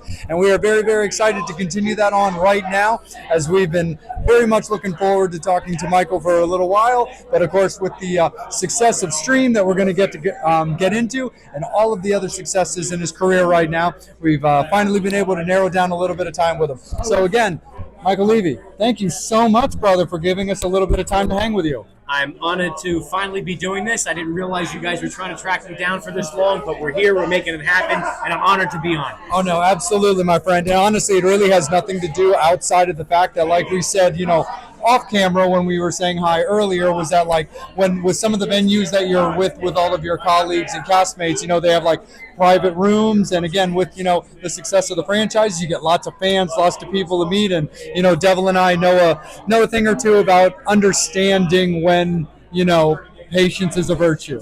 So we're going to rock out. So again, first and foremost, congratulations are very much in order for the continued success of the Terrifier franchise. But there are now physical copies of this guy right here in stream. I myself am very excited to finally have a physical copy of my own. So how does it feel not only with that movie being out now for a while, but also having things that are able to be sold and signed? Because you had also said something very interesting about why you felt very strongly about having physical copies. Yes. So first of all, it's a relief to finally be out there. It's a very long road. A lot of movies nowadays don't even get physical media, which I don't understand. I'm part of the old school system. I used to love going to Blockbuster and picking out on the cool poster what I'm going to watch, what I'm going to see. And, when you get a movie digitally, which we all do, listen, let's be honest, it happens. It's of ease. And the thing is, though, no one realizes that when you get a movie digitally, you don't really own it, because what happens if that platform goes out of business? What happens if the network goes down? What happens if it just disappears one day?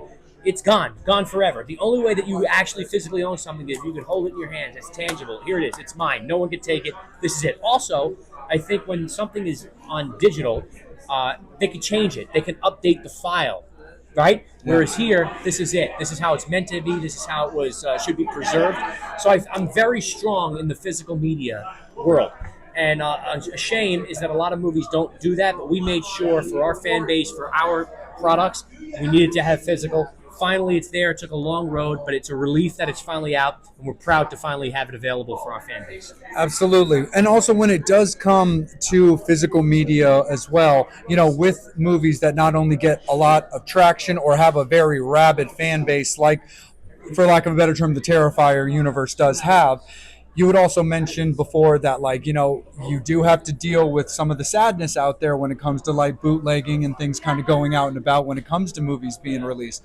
Obviously, some of that you're going to be able to monitor it, not all of it maybe you can or can't do. So was there also something to allow the aggression to wanting to get your physical media out there to try to cut into it's like, no, these are not going to be of our quality and standard. Oh. Like, this is our absolutely. Our There were quite a few bootleg stream movies that were out there that were being sold through. I don't want to name drop what the platforms or stores were, but that their fans or somebody whoever made them were trying to take advantage of our fans. They were selling them. They weren't of great quality. They were filmed literally like old school style. A few of them told me off the screen in the theater, which is nuts. And or they were stealing. Yeah, and they were stealing. Low grade, I guess, screen records digitally off of, I don't know where it was, Amazon or whatever wherever they saw it viewed, and then they were putting them on a DVD or Blu-ray and then selling them as our product, and it was kind of robbing the fan base of it, or the movie just wouldn't work, and it reflects poorly on us. So we said, we cannot let this happen. Yeah. Our fans want this. They deserve this. We want to get it out in the highest quality possible. I kept telling the fan base, please just wait. We're doing this the right way. And also, we want to supply special features. Yes. They can't bootleg special features. Nope. So we made sure that we did it the right way. We got it out the right way. And then even also like the way they were doing like the poster art. They weren't right. The credits were wrong. So, if the fans understood that, I was able to say that unfortunately I'm sure there were some people out there that we don't even know that maybe were duped. But thankfully, for the most part, they understood. They saw once I made the post. We got rid of a lot of that stuff because all they're doing is scamming the people who care, right? Yeah, absolutely. And that's not right. So it forced us to get this thing out as quickly as possible, and we're very proud that we did it. Absolutely. Yeah. And Devil, I'm going to kick it up to you and have you take it away, but I got one final question from me in this segment is, of course, I got to ask, like, how was it working with the legendary Tim Curry, and how did that come about? I've been a fan of. Here he is. Don't listen to nothing he says. He's full of crap. Is that what you say, Phil, ladies and or is that what it's really Mr. about? Phil Falcone, executive producer, Damien Leone's partner in effects world in Terrifier. Tom, the bus driver. Don't try to butter me up. I'm Butter only up I'm real only good. doing this because he keeps jumping in on every podcast I'm on. So it's a payback situation. Yes, definitely. I've been So, told right. by at least 5 people to come over here and jump in. They jumped in real good. I'm gonna Sure mix him a did. drink in about 5 minutes. Don't you worry. We'll fix him right up. Phil's Oh, the yeah. man. And what was the question? Tim. Tim Curry. Tim Curry. So I idolized Tim growing up. Huge reason I got in the business. So look, there's a few movies, horror films, of why I got into this business, and it's Leprechaun, Stephen King's It, Tim Curry, Halloween 1978, and of course Robert Englund, Nightmare on Elm Street, Freddy Krueger. And Tim was a huge inspiration. Love all of his films, so I always want to work with him. I reached out to him to do a film, one of my first films, and sadly that's when the stroke had kind of happened. And I just kept in touch with him, his management, his whole team, and just kept checking in. And finally, when Stream was coming about, I just said, hey, I'd love to work with Tim. How's he doing? Is there any way to make this happen? And it kind of worked out. They said, yeah, he's ready. And it was my honor to bring him back to the big screen, to have him involved in another feature film. And he was so gracious. He was so amazing. I brought him a bottle of wine, and we talked about Home Alone, and we talked about It, and we talked about Annie, and we talked about Clue, and I mean, we talked about everything. Scary Movie. Like, I was just such a fan. Yeah. And we had a really great couple of private moments that I won't bring to light here, but it was awesome, man. And it was my honor to do it for the fans. It was a pleasure, and an honor for me to do it. And it was Tim's great pleasure to come back. And I'm so thankful that he chose Stream to do it with. And maybe we'll do it again. I don't know. Yeah. I loved the full circle thing too. With, of course, everybody knows him from Rocky Horror, but then to have him come full circle in that like TV adaptation that they did, where where he got to play the narrator. Yeah, it was so cool. And he's a fantastic actor. He's got a charm that even through all of his medical and health issues still shines through. Oh, yeah. And anybody who saw Stream, or if you're thinking about looking into it, he is just as good as he ever was in Stream, and he still got it. And I was just proud to bring him back. You know what I mean? And it's a great highlight of my life. Absolutely, for sure. Well, Devil? Well, even piggybacking on that, I mean, not only do you got Tim Curry, you got Jeffrey Combs in there, you got Dee Wallace, you got Daniel Harris, you have the late great Tony Todd in that. Talk about like having some of those huge horror icons in this movie. Well, first and foremost, obviously with Tony, it's a great loss. He became a wonderful friend. He was so supportive of Stream and its eventual franchise. It's obviously not a secret that we were hoping to have him involved in the sequel. Yeah. And he was really excited to be a part of the sequel. And we're gonna do some kind of tribute, some way, some form, somehow. We have some great things in store that Tony wanted to do that we're gonna honor. And I just want to say a great human being, and honored to call him a friend. I got to work with him on another movie called Pitchfork Retreat that is coming out soon, and it's not out yet, so you get to see another wonderful, fantastic performance by Tony Todd. Nice. And I could just say to the fans, anybody who's hoping to see him as a Lockwood, this is as close as you're going to get, because he really is a great character and really delivers. But to bring in Jeffrey Combs, who's become a wonderful friend and supporter, and Dee Wallace, and Mark Holton, and Dave Sheridan, and Danielle Harris, and Felissa Rose. I mean, there's so many people that were part of Stream. Denny Roebuck. It wasn't originally supposed to be that way. Tim Reed. We were just looking for people who fit the roles. Mm-hmm. We were looking for people who were great actors, and obviously people that I idolized growing up and wanted to work with. And then eventually it started coming together because of the script, because of who we wanted to work with, because they resonated with the idea. It kind of became this ensemble cast of greats that originally wasn't the plan. And it kind of just all happened. So that's what Stream is, and I'm really honored as a fan and excited as a fan that kind of happened. But again, we didn't set out to do that originally, and it all fell into place, and it fell into place in a really great way. Oh yeah, exactly. I mean, like I said, even just watching it, some of the cameos and some of the people that were in that, not realizing. Bill Moseley. It's just so awesome, like you said, especially like you said, being like Leprechaun being one of your films, Mark being in this and stuff like that. It's just so cool to see like a passion project where you get something like that and get some of your, idols and people that you grew up, idolizing or liking in the business, and be able to come into a to a film like this and work with it on that too. So it's so awesome. I loved it. Out, man. I thought it was an awesome movie. I thought We'll it have more was stuff fun. eventually down the road for you guys. It's all great. Your old stuff, like Mama's Boys. Mama's Boys plug. Thank you guys. But it was just a cool, like, when you were thinking of the concept of this, with this, kind of like this, people haven't seen it yet, but, you have the players and they're kind of making kills, and it's kind of like, Running Man sort of a little bit here and there with that, extra stuff. What was the concept when you were writing it, when you were thinking about making the story of this upstream? We wanted to do something where you could modernize the slasher genre, and obviously bring it into the new age. And I'm a sucker for old school, obviously, just from some of the films that I've named. We wanted to keep that heart. We wanted to make a modernized slasher, number one. We wanted to bring it into the 21st century. At the time we were writing it, there was a lot of cryptocurrency going on. There was a lot of Bitcoin stuff going on. And we just said, okay, how do we fuse this techie element but this old school 80s style and kind of fuse it, and that's what happened with Stream. And I'm really proud of the tone of the film, and I'm really proud of it, and now we're going to do a sequel. Oh, yeah, awesome. And it's cool, too, because, people here at Vampire and Podcast, one of our sponsors that we work around with is we work with Brutalities, and they've done some stuff with you guys with the stream sodas and stuff like that. Talk about, kind of merging that, that thing into other worlds and other revenues and stuff like that with other businesses. It's been great. The fan base have been very supportive, and we're trying to just do as many cool things as we can, whether that's stream masks or, teas or T-shirts or coffees or sodas or, whatever it is. We're just trying to open up as much as we can and supply as much as we can for this, because as a horror fan myself, I eat everything up from movies that I love. So if people really love what we're doing, it's a really cool thing for us to be able to supply that. And, we hope to do it with everything. Obviously, we're doing it with Terrifier. Terrifier is going to be in the Horror Nights at Universal. Yep. That's an honor. I talk about this quickly. I did a Leprechaun fan film, really is what it is, Leprechaun Revenge. We brought Mark Holton back.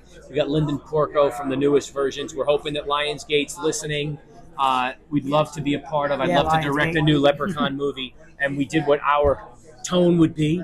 And hopefully if they call, we're ready to go. I got a lot of pitches. So. And this Leprechaun movie is different than the one that Mark did recently, right? It is very different tonally. I think it goes back to the original vibe of what Mark Jones did. It's obviously still has his humor, because that's important. It needs that. But in the balance of creepiness, horror, comedy, I think we brought it back to its roots, and that's what we can supply along with our practical effect style of the Terrifier version and Stream. I think we can do a lot of cool things that will pay homage to the original, make fans of the original happy, but also bring in a new, modern, wider horror audience, and I think that we got a really cool concept. We have a few of them that people really dig, so hopefully they'll give us a call, at least pitch it to them. But Lionsgate, if you're listening, we're ready to go when you are. If coffee happens, definitely let me know, man, because that's all I do. I love it. Awesome. So I'm Great. definitely down for that. Great. But also, let's have a little bit of a fun conversation real quick, too, and talk a little bit about this guy. Screamboat. The captain's dead. We're locked in. Yeah, so I produced Screamboat, and I was in Screamboat. It's a fun little thing. I did it with a friend of mine who I graduated high school with, and he did a movie called The Mean One. We obviously had the Terrifier franchise, and we said, we should find a way to work together, but on something fun. And he got what is hot right now. Obviously, these public domain things are going. I'm not a huge fan of public domain films, but when I realized this is going to be a comedy, this is kind of going to be a satire upon itself, very self-aware, I said, this could be fun. It could be done right if it's done that way. It's the only way that it could be done. And we went and we shot it on the Staten Island Ferry. It's very Staten Island centric, so it just made sense to finally come together and collaborate on something that could be really unique and exciting and a fun project. I always found that kind of interesting a little bit with The Mean One, too, because honestly, I was always kind of under the impression that Grinch was considered like a public domain, like universal term, to find out that that's not the case. No. Yeah. And that's all I'll say on that. I'll leave it at that. No, absolutely. And right back up to you, Devil, and we'll let Michael hang with his fans a little bit more. Other than trying to pitch the Leprechaun to Lionsgate, what other projects that are coming out Yeah, that you can't talk about? Use that. I can't. Use Levy for Leprechaun. Watch it. Leprechaun Revenge on YouTube. It's for free. It's our tone pitch to whoever holds the rights, Lionsgate and others, that we want to do it. So share it, spread it, look at it. Hashtag Levy for Leprechaun. LEAVY. We'd love to do it. We have a great idea. It'll be a lot of fun. Obviously, we have Stream. Check it out if you haven't. Stream 2's in the works. Terrifier 4 is in the works. And we got some other things. We're trying to do some comedy stuff as well. So just follow Fuzz in the Lens, Michael Levy. We're here to have a good time and to entertain above and beyond anything else. Absolutely, Michael. And one final question on Stream, because I've always found it interesting when it comes to what becomes popular in like pop culture. What was your inspiration behind having a plague doctor-esque character? Because that's definitely a character that I'm starting to notice over the last couple of years has become very popular, whether it be plushies in mall stores or T-shirts. It has. You know, it was something that's so old, right? It's so ancient. It's so outdated that we said, let's take this thing that's from the past and again modernize it with the LED eyes. So it was part of that. COVID was also happening at the time, and it was this plague that was there. So it was just in the mind of Plague Boss, Pit Boss, gambling. It was all of that kind of just fused together and taking that old and blending it with the new. Also, there was a film called the Poughkeepsie Tapes that had this long beak thing, and it was very eerie. And I said, I want to do something like that, but not exactly that. Can be our own. And it just the perfect storm that kind of brought it all together. You know, and again, if you look at our Stream mask, it's the opposite. Like what works, right? Michael Myers white mask. Okay, we went dark. It's rubber. This is carbon fiber, right? It was our eyes light up. They're not black. Obviously, this one doesn't. But in the movie, they light up. That's LED. Michael Myers, Jason has no mask or just clothes. This has the teeth, right? So it was all of the opposite of what has been done before and flipping it on its head. It was very carefully thought of. Yeah, and it kind of like, you know, with those kind of masks too, it's like, you know, that kind of the airsoft mask that people wear, right? Things like that. Exactly. So there was a lot of thought that went into gaming. They're very game related. So it was a lot of those things that kind of came into place. Came into play of how we decided to formulate the Stream masks. Absolutely. And we started off talking about physical media, and we see your Leprechaun VHS there, physical media. I'm a fan. I bought this here from a vendor, a Leprechaun VHS, and I got my buddy Mark Holton to sign it. This is mine, personal collection, so it's real. I'm a fan. I'm lucky enough to be doing this as a fan, to be making these horror movies, and I'm lucky enough that people care. And we're lucky to be able to sit and talk with you, Michael. Thank you so much. Absolutely. I appreciate you very much. Absolutely. Fangs and Infernos, we love you guys. We'll be back around with some more great conversations. We really appreciate you guys supporting our show because it allows you to support everything that guys like Michael are doing. So we'll see you guys soon enough. I'm Vampire. He's Devil, but more importantly, he is Michael Levy. We'll see you soon. Horns up. Fangs out.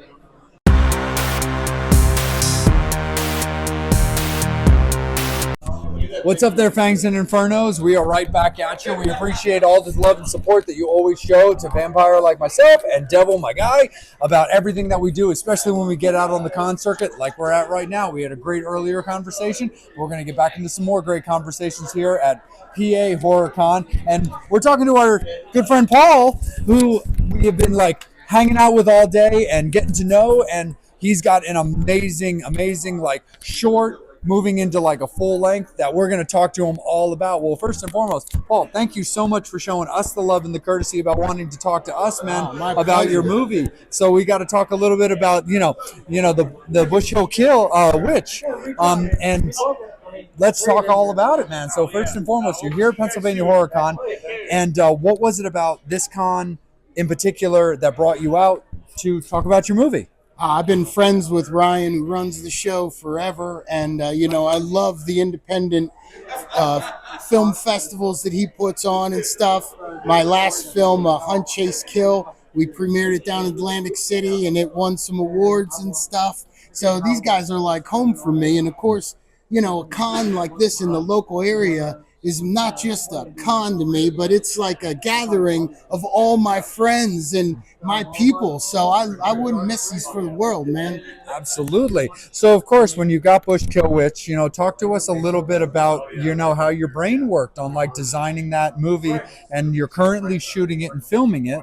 So what was it about like designing it and your personal vision for how you think would work best for this story to be told and then shown to us, the audience? I wanted to do something different. I love the whole genre of witchcrafts and black magic and things like that, but it's not done right anymore. The movies today, they rely on such big special effects with CGI and stuff like that, and that's just not really what I wanted to do. I wanted to do something more historic, but also sort of have that grindhouse feel of the satanic movies of the 70s that I love so much.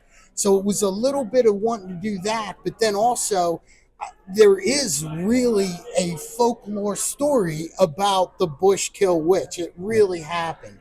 And the love that I have of history and bringing that into a horror movie, was just so awesome to me that I had to look at that and take the real historic story, spin it a little bit, because again, it is a movie, but I wanted to capture the realism of what they believed really happened back in 1872. Absolutely, man. So now that being said, so myself and Devil have had the privilege of seeing, your lead actress as the witch with the makeup and, the design of that character. That being said, with what you were saying about Hollywooding things up, what can you tell us about your belief in the value that comes with, practical effects, real makeup when it comes to portraying a character as opposed to like editing and Hollywood? Well, I think people in general are getting tired of the over-the-top CGI and stuff like that. And I'm a history of effects work and stuff that I've been doing in movies forever. So bringing the practical effects in is super important to me. Keeping it real, keeping it scary. I'm so tired of the over explaining of movies to where every single aspect is explained to the audience. I like the audience to think about what they're saying, So within this whole thing is a want to make a story that makes people think, and keeping it real and keeping it based in reality, but yet, taking it out into that extreme, So to me, witchcraft is so much fun and it hasn't been tapped for a long time.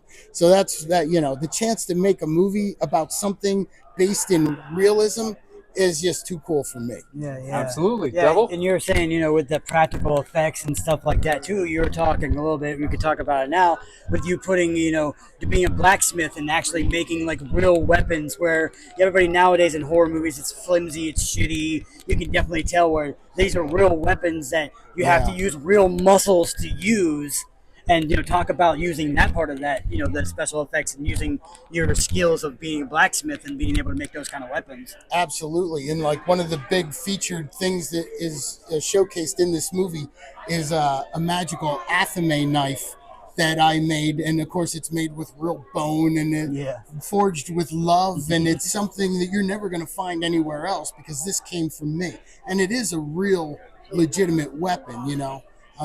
Most of the weapons we use are real weapons, and sometimes, I dull the edge so it's not a razor blade, and for safety's sake. But in all practicality, they're all real weapons, hand forged, one of a kind things.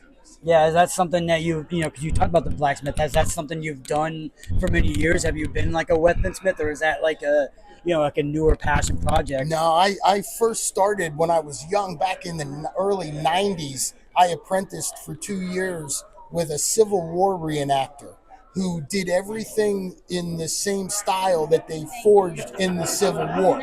So I learned to do things with charcoal and hammers. No modern weapons no modern tools except for the grinder that I use. That's the only thing. Everything else is done 100% by hand. So, and I've been doing it since then.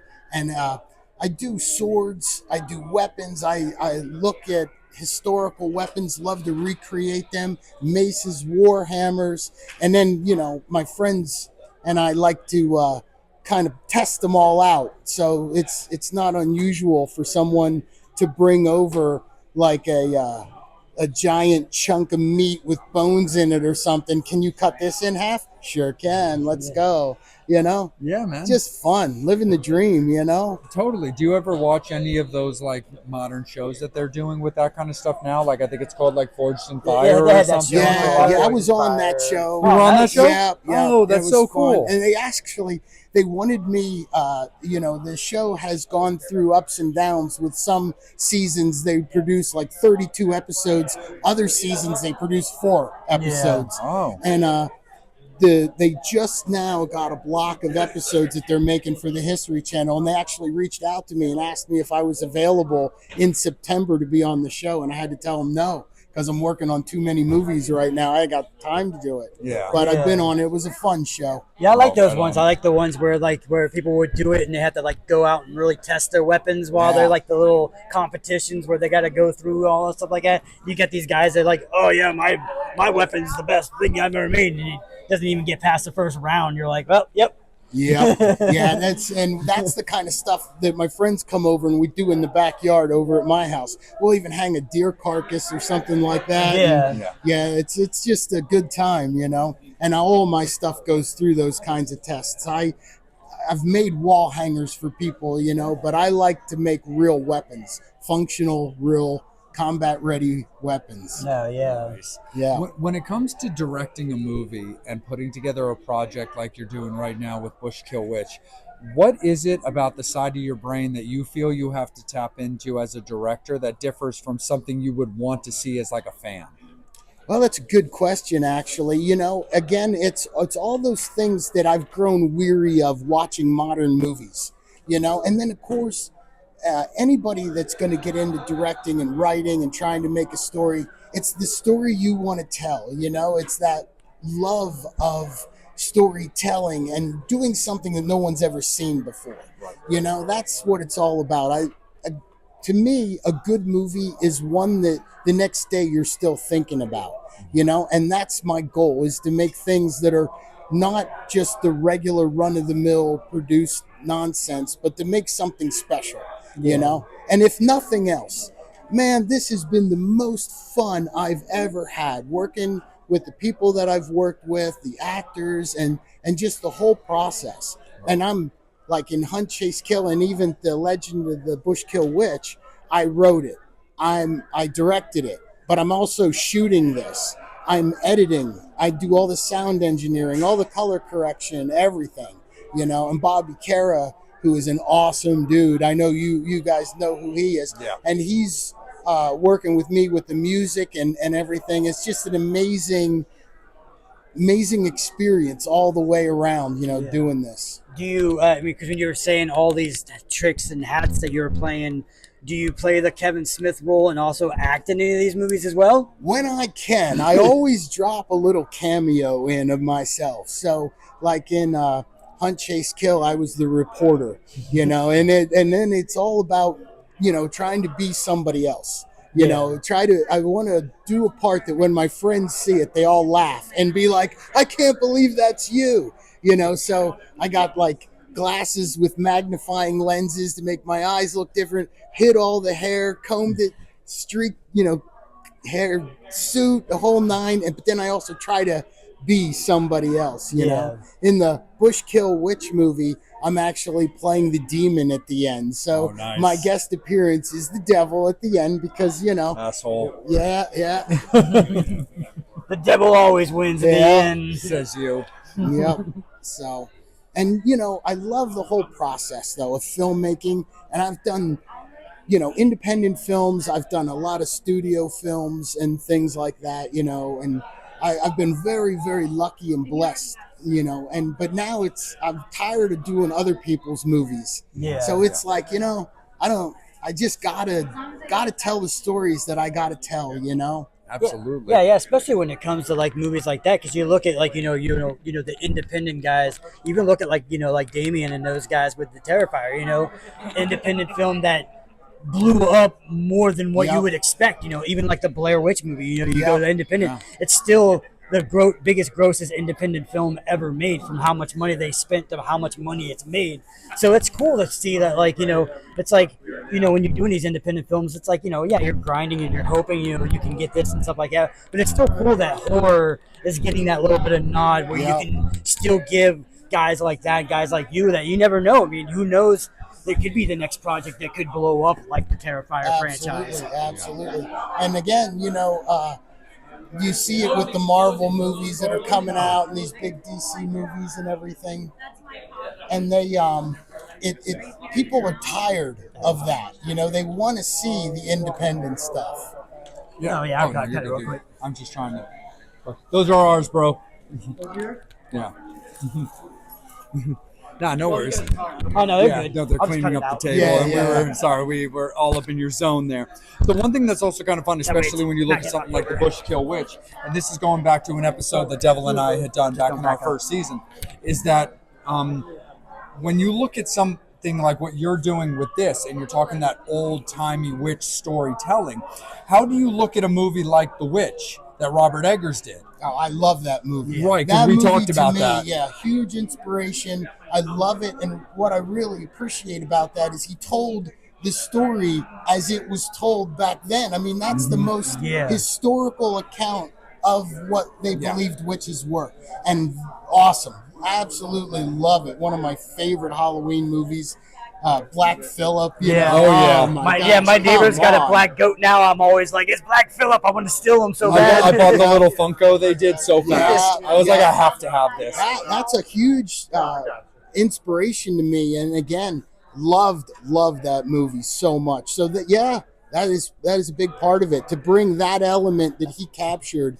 And of course, ours is a lot different. Nothing at all like that, Yeah.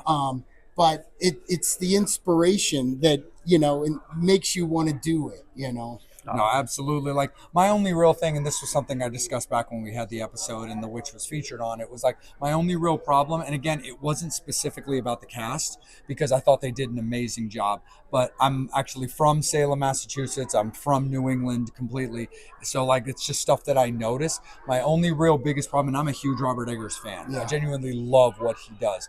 We might have to bring you on for another episode if we want to talk about the Nosferatu movie, because I've had a lot. There's a lot.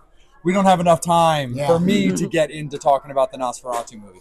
Now, anyway, but the thing is like, the only part about that movie that I really didn't like is I really hated the old-time New England accents that the actors tried to do when it comes to that. And that's not a discredit to the actors, because I thought that movie was brilliantly cast, but that is an incredibly difficult accent to pull off that not a lot of people do. And that was the one thing that really kind of drove me kind of batty about watching that movie, is I was like, I'm really into this movie and it's not breaking me from the fantasy, but my God, it's trying, because I really hate the way they're talking. Yeah. But overall, the way it was written, the way it was shot, and the story that it was telling, I thought was absolute dynamite. I thought it was totally bitchin', and I love the movie as a whole. But man, it's and again, because it's such a difficult accent to pull off, it's a difficult way of speaking. Man, I hated the way they talked in that movie, but overall, still love the movie.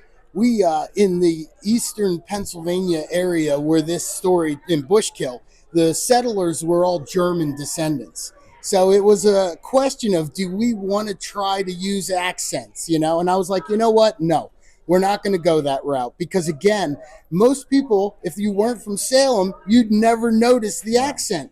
But that few people that know, then they know. Yeah, especially that German Dutch accent. If you can't do it right, it sounds flaky. And again, trying, in a lot of ways, you have to take your modern audience and into consideration when you're doing this. So if you go try to make it sound too Pennsylvania Dutchy or something, it's going to come across silly. So there was an absolute decision to just no, we're just going to do it regular. We're not going to do the Ren Fair accents or anything like that. Oh, top of the day, sir. Now we're just going to play it real. And it's so funny too, Paul, because like I've said this before too, like you can take a movie like that live action Beauty and the Beast movie that they just did, that honestly I liked. I thought it was great. Beauty and the Beast has always been one of my favorite Disney movies. And honestly, as much as I despise a lot of the live action Disney movies they've done recently, I really did like that one. But it was funny because I remember watching that, and I have no issues with Emma Watson whatsoever. I think she's great. But I'm watching this movie that's based in France, and I'm like, my God, you're just so British. Yeah. So like, and again, she did great. She really did a Yeah. good job, and I really enjoyed her portrayal of Belle. But when I'm listening to the way that she's talking, and again, just like you said, like I'm from that area, like Yeah. I'm gonna notice, I'm gonna hear it, and I'm like, look, I'm not gonna be overly judgy because I get it, but at the same time, like I said, I'm watching that movie, going, my God, you're just so British. Yeah. Yeah. So totally cool for sure. Devil, let's kick it back over to you, and then I got one more thing to wrap up with Paul before we let him enjoy the rest of his evening. Oh yeah, so when it comes to like, when you're writing this and you're thinking that, like you said, you were talking about the old school movies. What are the old school movies that like made you want to make films and write films? What were your favorite movies growing up as maybe as a kid or thing like that kind of inspired you to want to go into this line of work? Most of the movies that I grew up on, I mean, a lot of Hammer films, I really love the Hammer films. I still watch them all the time. A lot of people, they might have watched a movie 20 years ago and remember it, but not me. I like to keep them in the rotation, So it was a lot of things like that, that they came from the old British films, weird ones. Some like some of my favorite movies most people never even heard about, like Psychomania and stuff like that. I just love that stuff, and that movie in particular deals with pacts with the devil and things like that, and breaking your deal with the saint. All that stuff sticks with me, But then of course is like Texas Chainsaw Massacre, the first Texas Chainsaw Massacre. I think it's one of the greatest movies ever made. And although I love Rob Zombie and his movies and how he sort of tries to, in his way, like imitate that with the way it's shot and everything, I tried not to copy, but to just let these influences guide me. So like, it's hard to explain to people when you say like, well, I'm trying to give it a feel of like the Grindhouse film from the 70s and try to do this and that. And they start imagining that you're going to, use a different effects on the film to give it a grainy look and like stuff. the Tarantino stuff when they're making that. And I don't want to do that. I want to make it look like a modern movie, but just bring those elements into it. Maybe a lot of people did get them because when the Hunt, Chase, Kill premiered, it was a beautiful thing because, as a writer, I spend a lot of time really focusing on the story and developing something that makes sense and is believable. Although I love Jason, love Leather, all that. Well, Jason's a better example than Leatherface. It's not based in reality, And to me, like the killers in Hunt, Chase, Kill, there are three guys. Yeah, they wear masks, but we introduce them immediately without the masks because we want people to see these are normal, good-looking guys that you might see anywhere, but they have that twisted dark side. And with this movie too, I wanted to do something where the witch from the past was tied in to the future, So we really created this story, and I feel like it, although a modern telling of the story, still carries those elements, from the Hammer films and some of the satanic rituals of Dracula feeling and just some of that, Most people probably will never even notice it unless, again, just like you said about the accent. If you know, then you know and you see it. Well, me being the devil and you saying the Grindhouse, that's only one question I got to ask for you since you're going to do that. Do you like nudity in your films? I'm not going to lie. Nudity, especially on the female side, is not something I shy away from. We did have some of that in Hunt, Chase, Kill. And now this one, probably not in Bush, Kill, Witch. We're keeping that a little bit less out there, just a little. But yeah, I do appreciate the human form. And I feel like nudity is a beautiful thing, I've always was taught that especially the female body is a beautiful thing. It's a piece of art, So I don't shy away from that. No, sir. Awesome. No, right on, man, for sure. And bringing it back, of course, to the Bush Kill Witch with what you're doing right now. Obviously, you're currently filming, and you've got the short coming out soon. And then, from what we were told, we've got a full length look in the works, hopefully for next year.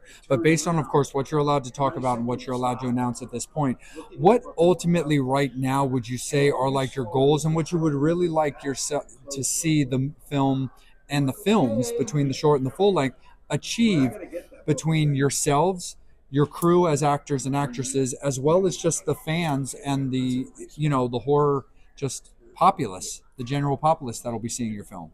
Ultimately, my goal is to make people think. And again, no, I'm repeating myself with that. But I just want, I keep it sort of ground based to where I'm not thinking too far ahead.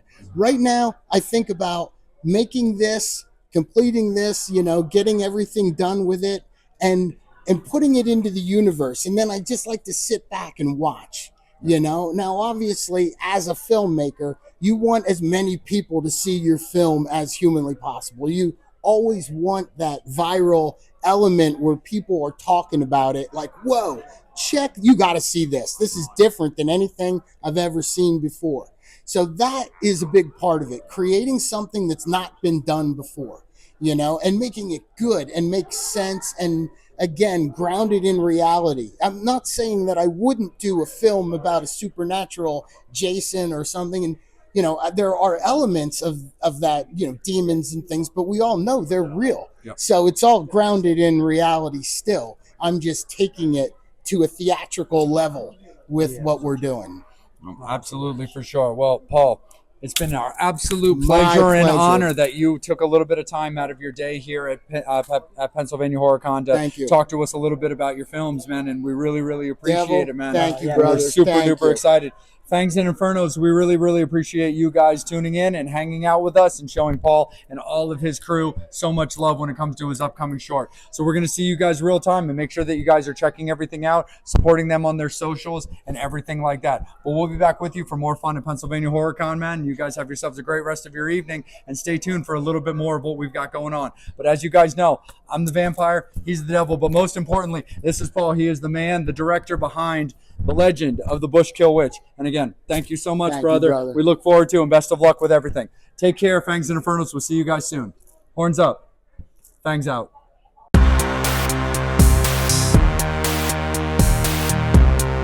Fangs and Infernos. We are super stoked, of course, to be right back at you, and we're going to keep the good times rolling with some more great conversations. And the thing that's most important to myself and Devil, of course, is that you guys enjoy the show, to support people just like our good friend Lou here that we're about to break into, to have a great conversation with, to allow him to keep doing what he does best for you guys. So, Lou Temple, thank you so much, friend. Very cool to be here. I'm grateful that you guys are able to come out this weekend. Here we are in Allentown, Pennsylvania, having a big time with the audience that's come about, and it's been great. Actually, it's been really nice. Awesome. And we're meeting a lot of people, and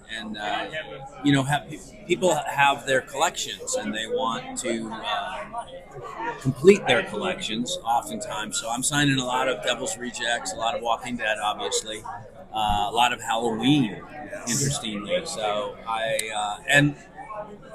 sometimes I forget, or I shouldn't, but I forget that I'm in the Texas Chainsaw Massacre at the beginning. Yeah. The origin story. And that's being brought out again. They're re-releasing that on a 4K.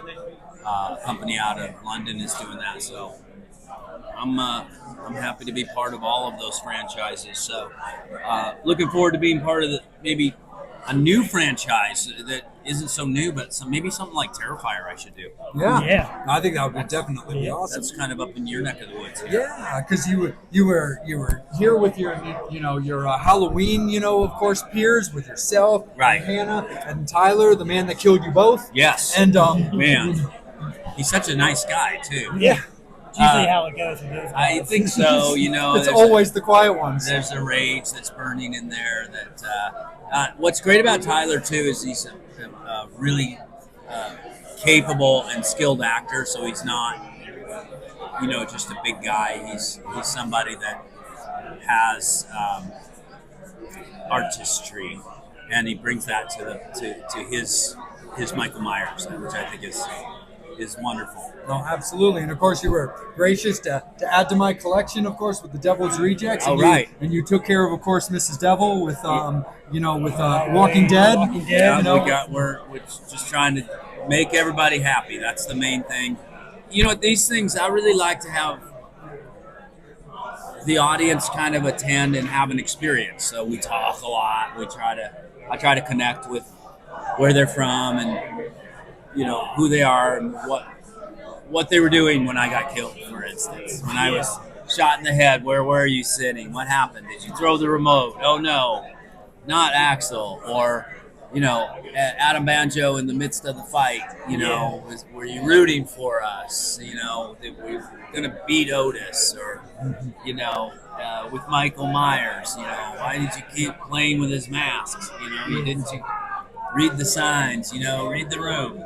And so those things are interesting to me, how people react. Oh, I knew you were going to die because your character started getting developed, and it was clear that I know how this goes down. I fall for it every time. Yeah. And so there was that. Yeah, especially when it comes to like you said, The Walking Dead and the Halloween, you can kind of go, oh, they suck.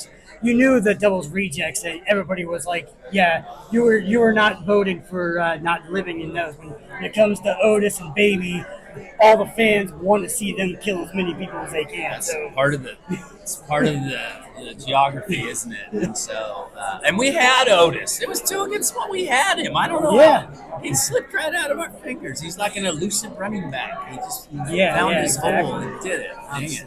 But Lou, I would love to also hear about your experiences working with Jeff. Of course, in the Devil's Rejects. As your band member as well. But it's just I've always heard just such amazing, just good things about Jeff. What's great, Jeffrey Lewis.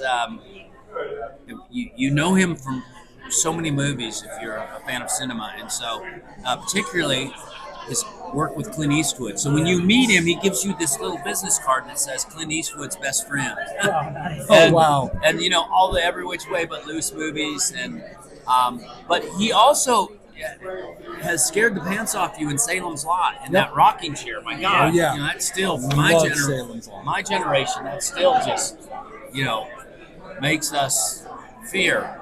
Working with him on The Devil's Rejects was so great because he's such a valuable. Yeah, there we are, Banjo and Sullivan, Roy Sullivan, Jeffrey Lewis. You may not know this, and most of you do, of course, but he is Juliette Lewis's father, and he has all these tricks. Like he always said, when you're talking to the lead of the movie, always put your hand on his shoulder. That way you can't get cut out of the film, And so it was little things like when you enter a room, just take a beat and stand in the doorway so they can measure you and see and try to stand tall so they can see how tall you are. He was great. He would always take the opposite. Like if the moment was really tense, he would play comedy to diffuse the tension. So, and it always worked. So it was really great. It was great. He was a joy to work with. Absolutely. When you're looking at the roles and the scripts, the offers that you get to do, how does your brain kind of work with certain roles? Do you like to look for your fellow cast members, the people you want to work with? Is there something about the way the script is written and presented that strikes your fancy? It always starts with the script, how it's written. I look for a voice from the writer, and is that writer able to build different voices? Like the three of us all have different voices. We have different syntax, different cadence to speak, and it's very difficult, but it's very possible. As a good writer, you could write that in on a script. And so if I see that, there's different voices for each of these characters, not just the character that I'm reading. I recognize it's well written. So I look for a well-written script. I look at, is this character going to be an integral part of the spoke in the wheel? Is he going to be a vehicle for telling the story? So I look for that. And then I don't really look anymore for like who's going to be in it, because I really have no control of that. It's nice to think that J.K. Simmons is going to be in something because he has exquisite taste, or Christoph Waltz is doing this. Well, then it must be good because he has really great taste. But at the end of the day, I have no control over that. That's out of my hands, and the project should speak to itself to me. So particularly if it's a story you had mentioned. We were talking about Tyler's graphic novel, and it relates to human trafficking and how that is a story that relates to you and him, obviously, and it should relate to all of us.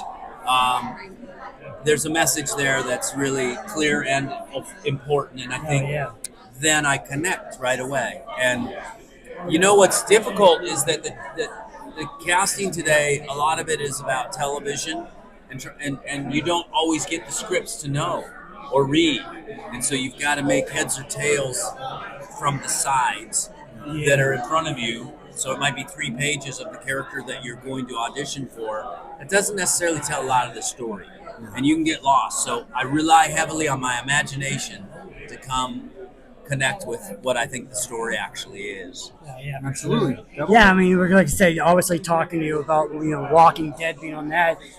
Before we talk about working with Andrew Lincoln and working with Daryl, with Norman Reedus, talk about because I went down there for Walker Stalker and got to visit Sonoy. Talk about working in that weather of being in Sonoy and Atlanta and doing the scenes and when you were around, with the prison and all that stuff. Yeah, you're really exposed to the element, and the element is hot, humid, sun.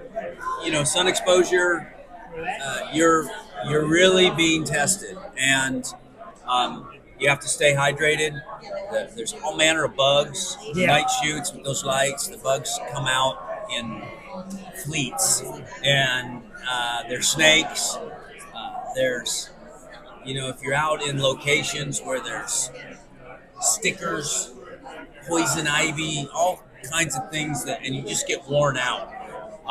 Your energy just gets sapped, but you must keep going because your teammates are continuing to go. That was the great thing about that show, was that everybody was singularly focused on providing a great product that week, and we take a collective sigh at the end of the week and realize we had to start this again on Monday for this next episode, and we try it all again. And it was challenging, but I think the confidence and the care that we had for each other gave us this spirit to do better. We always wanted to do better. And it was led by Andrew Lincoln, who was our Tom Brady. He's the GOAT, and he was always trying to do better, and he always wanted us to try to do better. Say that line better. Have it with a better intention. Try it different. Maybe better. It's maybe different is better. He tried different ways of his work continually. He was always looking to get it right, and he set a great example. And he was very collaborative, very inviting. Come be or help us make this show. Help us make this show great. And he did that. So he was wonderful. Norman Reedus was somebody that taught me very wisely that you could help build your character. The writers are watching, and in the moment, you inform the writers about, picking up a crossbow or popping on a motorcycle. A lot of that stuff really isn't in the script. A lot of that stuff is in the moment that Norman Reedus, as Daryl Dixon, does, and the writer's like, well, he picked that crossbow up. He must be this redneck that shoots squirrels. Let's have him do that. And you can grow what I call Johnny Appleseed, your character, on television. A film, it's pretty locked into those 100 pages. But the television, episodically, you can build from episode to episode. Oh yeah, and that's the thing I love about The Walking Dead. Like, not only the show wise, but and this isn't a dig on anybody else who's fandom and stuff like that. But The Walking Dead fans and or the people who've worked on The Walking Dead are just the nicest people in the entire world. I remember Jeffrey Dean Morgan saying he thought he already saw the big fandom with Supernatural, and then all of a sudden he did when he came into Walking Dead. He's like, dude, they're like, oh, you've never seen nothing until you see the Walking Dead fandom. And he's like, oh, I've been in Supernatural. And then when he realized, he's like, oh shit, this Walking Dead fandom is insane. When I got started season 3, we were still a little bit under the radar, but it blew up in season 3. It really did. And it overwhelmed me. I had no idea to your point, how popular it was. Yeah, exactly. Absolutely. And when we got to speak with you yesterday and got to hang a little bit, one of the people we were talking about when it came from the Devil's Rejects is somebody that, Banjo got to then reconnect with up in heaven, which was Brian Posehn and Jimmy. Yeah, Jimmy's great, and obviously Brian's great. And he's got that voice, Adam said I wasn't good enough, cut out for bull riding, and I just think he's hilarious because he's just got this dry, dismissive delivery, and it's just funny and right for everything. He's really great, and I'm sure he does voice work. He does stand up. I think he gets to act a fair share, so he's just great for put him in everything. Yeah. That's something I didn't even notice about you too. That I was looking at. That you've done a lot of voice work too. I like voice work, yeah, and I find that my voice is kind of one of my tools. Yeah. And so I like to use it, and I use it both on camera and, as you say, like I'm voicing a role right now for a company called Crunchyroll, which is, they make anime for you anime fans, and they make things like Dragon Ball Z. But they have this new title called Night of the Living Cat, which is basically Night of the Living Cat. It's a lot like Night of the Living Dead, and the idea is the cats are infected with a disease, so if you pet a cat, you become a cat. So you're basically being chased by fuzzy, soft, adorable kitties that just want to be petted, and our characters all have a certain passion for cats, so we're resisting our temptation to pet them so that we don't. My character actually does turn into a cat. Spoiler alert. Yeah, sorry about that. So yeah, I like, and the anime fan base is also very supportive and rabid. So that's pretty great. I did a voice on Rango, which is an animated feature. Yeah, I love Rango. And so we won an Oscar with that. That was amazing. And I did Mr. Fergus down at the general store. Wasn't me, Beans. Mr. Mermackey's holding all the water. I can't give you no more credit. Yeah, that was kind of my territory, which I modeled after Pat Buttram, who did Sheriff from Nottingham. Hoodlolly, what is that, right? So I do enjoy voice work, yeah. Do you find that voice work has the potential to also work well with like your schedule as well, to where you might have the opportunity as something to do it at home or in a studio situation as opposed to being, traveling out to a filming location? I think that's probable for the guys that do it as their wheelhouse. I think they've got, I like being directed, so I try to go to wherever they are to direct me. I like going to a studio. So, but yeah, there's guys that have home studios that are incredible, and they just roll out of bed and go downstairs and push a button and make magic. I'm probably not that committed to the voice work just yet. If I did get a great voice gig or even a good one, I'd probably build a sound studio to do that. Yeah. Nice. Right on, man. Oh yeah, and then, like I said, working with Rob Zombie as much as you've done like that, were you a fan of his before you got to work with him? As far as movie wise, maybe more the music side. Yeah, because we got in. I knew White Zombie. I wouldn't say that I was a Rob Zombie, White Zombie / fan. Probably leaned into sort of country and 70s rock and roll. But I have become a fan. I've become a fan of his storytelling. I think he's great. I think he's continuing to just get better, Yeah, exactly. So I think what I like about Rob is he's real true to who he is. He's a kid that grew up in the 70s, throwing rocks and putting baseball cards on the spokes of his bicycle. And he's very authentic to that. He also is someone who's built himself. You know, he's really self-made, and he's accomplished so much, and continues to accomplish. So I think guys like him and Gene Simmons and Howard Stern, great business guys, but also real great creatives. They deserve a lot of credit and applaud for all the good work they do. So I always look forward to whatever he's doing, and he's out touring a lot. He's got a great concert. Everyone is, if you've seen him, it's a really energized, upbeat show. So.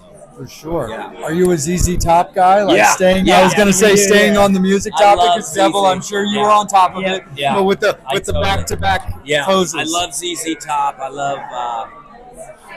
love their journey. There's a great documentary out on them. I like that they make as much noise with just three guys. We lost Dusty, you know, and sadly, but we got a super replacement in there. I love that they kept it in the family. Exactly. Yeah. And I think ZZ Top is fun. You know, my favorite band though is Creedence Clearwater. Oh yeah, CCR. Yes. Yeah, CCR with Fogerty Yep. in the front end of that, driving that train. I think that's really great. I mean, that probably works well with you too. It's because Most when of you my- play Rob yeah. Zombie, he likes to go to that. Yeah, old kind of that 70s, really crunchy yeah. chicken finger stuff. It's interesting because Rob and I do have a shorthand that we talk about our characters and their soundtrack. Like who does Adam Banjo listen to, you know? And so he was a lot of CCR. You know, the guy in 31 Psycho Head, I was totally off. We did that. We actually we covered on the Banjo and Sullivan album. We did 9 original songs and covered Freebird. We did that in Pedernales, which is Willie's studio, and we used, at the time they were the Dixie Chicks. I think they're just the Chicks now. Yeah. We used Mandy Barnett as backup vocals. Back to Psycho Head, I was like, what is this music? And I was way off, like Elton John, Benny and the Jets type thing. And Rob's like, no, it's Black Betty Ram Jam. Oh, there you go. Is by the Ram Jam. And then I even took it one step further. There's a band called Spiderbait. They do a version of that song. Yep. And so Black Betty by Spiderbait is the soundtrack of Psycho Head. And Rob would be cool. He does things like he plays it really loud through the speakers when I enter the set, you know, and it gets everybody in that energy, which is huge. How do you look at that character with like that attire and makeup situation as opposed to like, you know, the somewhat more dressed down, you know, Banjo and Walking Dead and Texas Chainsaw? You know, Rob had a design, and one of the things for me is like when I see a guy walking around without a shirt on, I feel like that guy's gonna be trouble. You know? Not at the beach, I mean in the neighborhood. Yeah. And so I was like, I just told Rob that. He's like, yeah, that's good. He goes, why wear pants? I go, oh. And so he goes, well, how about some Daisy Dukes then? And I was like, I don't know. And next thing I go in wardrobe, I got women's underwear and Daisy Duke cut-off pants and suspenders.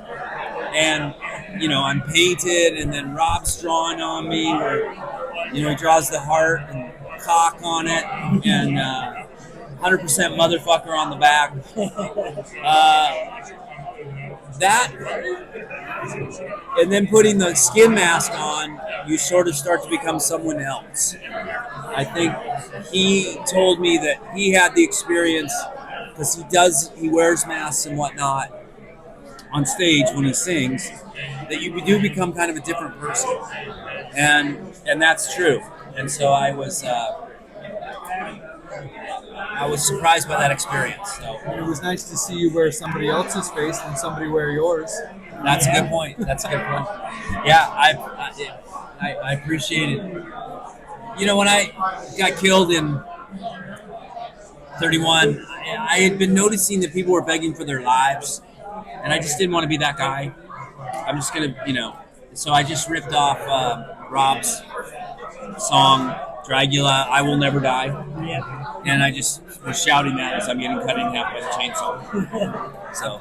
No, absolutely. Lou, it's been an absolute pleasure. Oh, I want my to be gosh. respectful of your time. Thank you so much. we just I've wanna enjoyed it. Spin around, but Devil, let me kick it over to you one final time as well. I mean, since we're at a con, you're a con frequently. We gotta talk about this wonderful attire. You're probably the I would say number one best dressed at the con this week. That's what I was going for. The 10-pound hat and the I nice mean, suit. every girl's crazy, right? That's For right, a sharp-dressed man. Yeah, Yep. I got it. Look, I got to work harder. So most of you are probably going, well, yeah, but something's missing, and it's that big old mustache. Where did that go? Yeah, let's talk about the I've handlebars. recently done a television show, an episode of the Wild West Chronicles, of all things, but playing a kind of turn of the century police officer. And they asked me to shave, so I'm cleaned up for a role, but I will grow it back. It does feel fairly naked without. I noticed that the first thing I was like, oh my god. I always like trying to dress to impress, and definitely put my best foot forward. Let's say that in my attire. You can make a good impression, and so that's kind of my take, my tact. So, thank you for noticing. Yeah, between that and then for the last one, because I always like the funny questions and the weird stuff. The devil was the skin.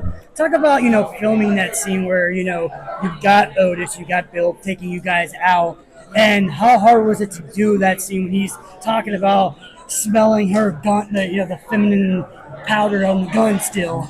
Yeah, I mean, how hard was it to do that scene and record it and to keep a straight face?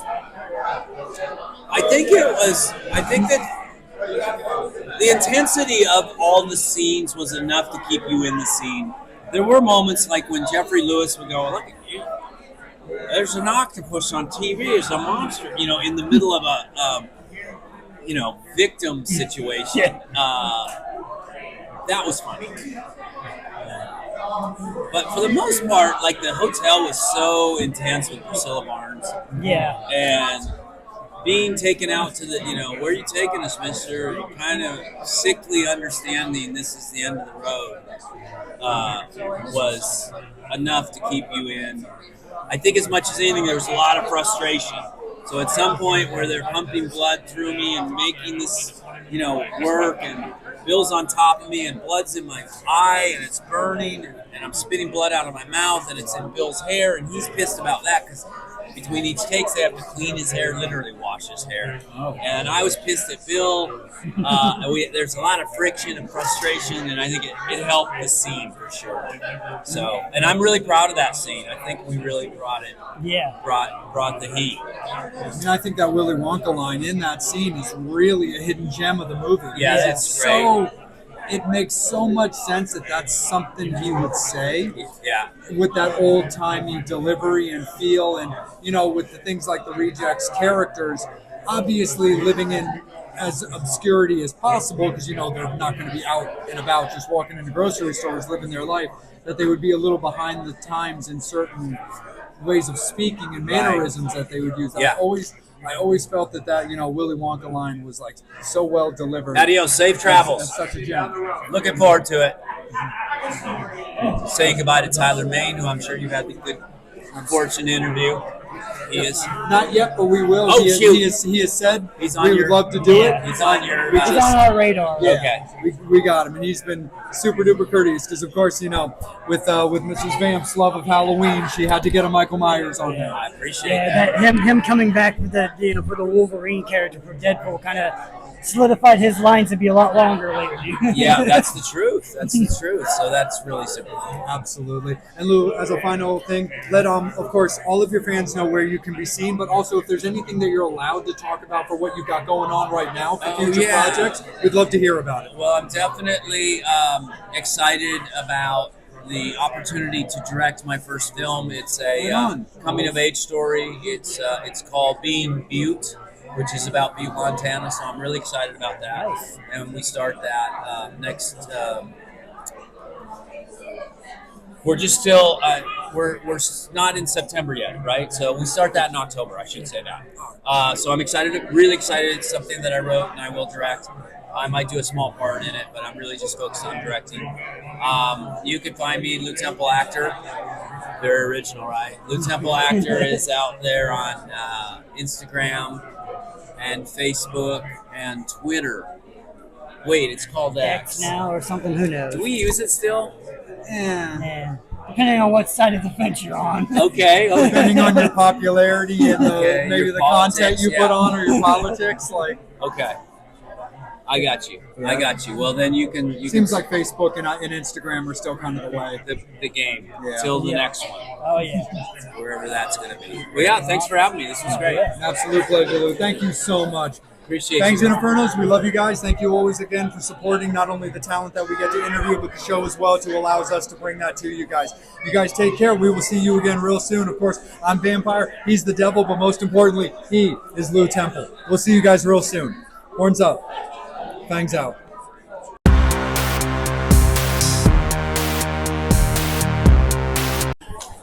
All right, Fangs and Infernos, we are right back with you guys. As always, thank you so much for showing so much love and support to Ryan and everybody working incredibly hard at Pennsylvania HorrorCon. We are very, very honored that they allow us to kind of run roughshod and have a little bit of fun and talk to such amazing talent. And we're going to continue that with right now. As always, you know I'm Vampire. We got the devil with us. But more importantly, we have Hannah Hall joining us. Thank you so much for everything that you're doing, meeting your fans, hanging out with us, signing something for Mrs. Vamp. So we really appreciate that. How was your experience? Wonderful. I had the best time. Yeah. Absolutely, for sure. Good one.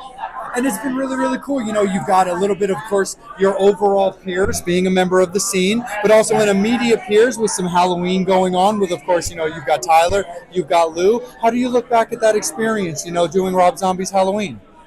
Well, it was really fun. It was just the death scene in particular was just a blast. So yeah, it was great. And Rob always has a really amazing people around him working with him. And so yeah, it was a great experience. Absolutely. And how do you remember just kind of getting involved in that, having the script come to you or the necessarily phone calls that came your way? How do you remember? I auditioned for it, and then Rob just passed off tape, so he doesn't do callbacks usually or anything. So he just, I talked to him on the phone because there was supposed to be full frontal nudity in that. So after we spoke, I was like, great, happy to be a part of it. And I hadn't seen his other two movies. Gotcha. And I watched those and I was like, oh my God, he's so impressed. So I'm very excited to be a part of it. Yeah. Are you a fan or familiar with the Halloween franchise as a whole leading up to that? Yeah, I used to watch them growing up and, I had seen the original a long time ago. So yeah, it was a cool thing to be a part of. Absolutely, of course. Devil, my friend. Yeah, especially with that because it's such an iconic character because you're the first person that that Michael Myers kills. Yeah. So how was that going into that iconic role and getting that role and having such a cool character and pretty much setting off the tone of the movie. Yeah. Well, I think it was more just Dig and I and our relationship and then my relationship with the family. We just kind of worked from there and made that. Because I think you can't really come into something you can't be an actor and you know what I mean? You have to have respect for the material and then you have to just commit to the version that Rob wanted to do. Yeah, exactly. And then obviously people who know your career, you started off in the Forrest Gump movie playing, Jenny. That's my girlfriend's sister-in-law's name. So every time we see her, we're like, Jenny. How was it like working on such an iconic film and working with somebody so young, with Tom Hanks? Just to get the experience with Tom Hanks while you were there. Yeah, I mean, he was always around on set. I was there for 2.5 months, so we were there a lot. Yeah, I mean, again, you don't know when you're making something if it's going to be iconic. So, and also I was just so young; it was the first thing I'd ever done. But it was just a really fun, positive experience. I don't know, it just made sense to me. Yeah. And then when you're a kid too, you just accept things. You have no reference point, so you're just like, all right, let's go with this. And the good thing about your role, I always joke around with people, especially because you're actually the good version of Jenny. Because Jenny later on, when she gets older, she doesn't seem to be that great of a person. She's awesome as a kid. Well, she's been traumatized and abused. Yeah, I'm not saying it's so, all. I know this whole new everyone hates Jenny thing is hilarious. Yeah. Whatever. But yeah, it's funny. It's like, Devil, you need to stop being the chairman for that, man. Oh no, I'm all. You No, started not it. me. No, I just think it's funny that you hear about all that. Like, But she's people are been, like, it's like been 30 years, and Yeah. it's also a movie. Yeah, exactly. Yeah, people are like real upset about I'm like, it. you apparently you did not pay attention to her role and who she was. Yeah, it's not her fault. Come on. It's like, come on, you got to be a little more gentle on the Princess Bride. That's so rude. Oh my god, that's one of my favorite movies of all time. Yeah. I was so excited to meet her. No, absolutely. When you look at roles that you're looking at now and the auditions that you do, how do you kind of like look at things when you're doing like the readings or just the potential opportunities? Like, are there certain things you look for, whether it be script first or maybe a potential actor or actress that's signed Well, on? I don't really act anymore.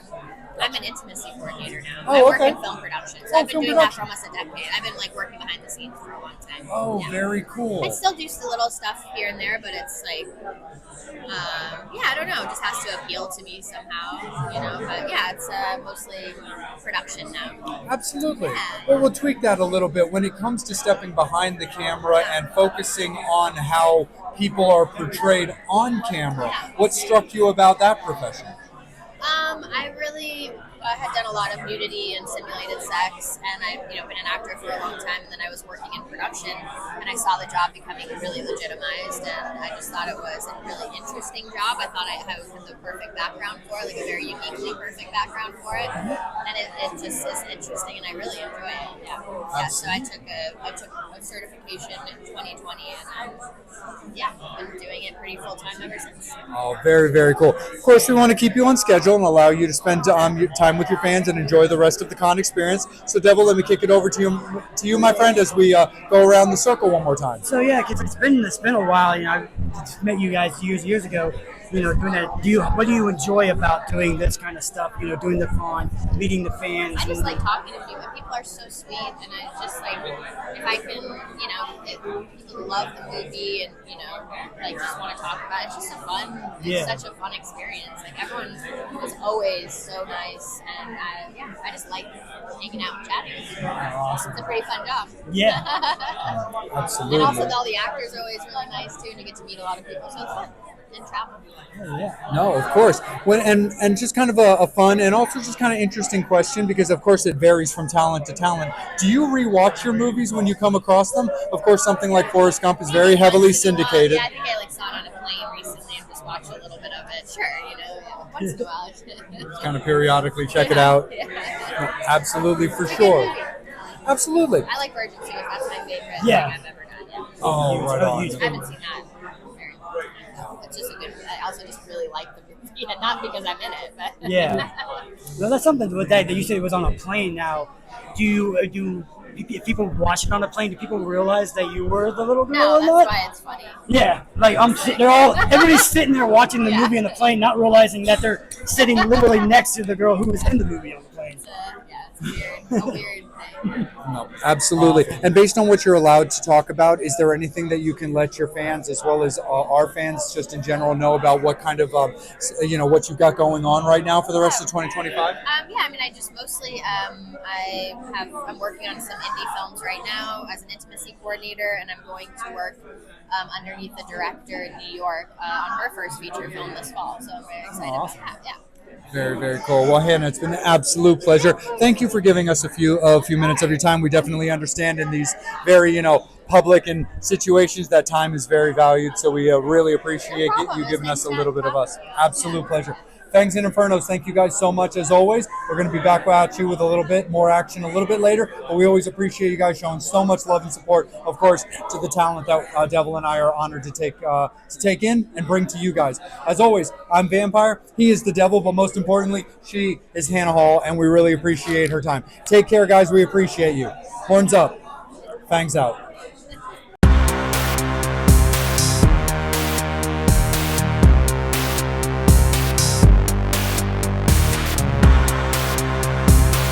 Sure. All right, Fangs and Infernos, we got one more for you guys today. Just kind of seeing how things playing out, and we're having a great time here at Pennsylvania HorrorCon, and we're looking forward to continuing with more great conversation, and of course, being ever so appreciated to Ryan and his crew for having us out to have a good time. And we're going to continue it right now. We've got our good friend, we've got Xander Goldman joining us right now. First and foremost, thank you so much. Good-looking guys. Oh, you know what? Oh, these two. Great looking. No, it's all about myself and Devil being the second and third best looking people in our interviews. That's how it works here.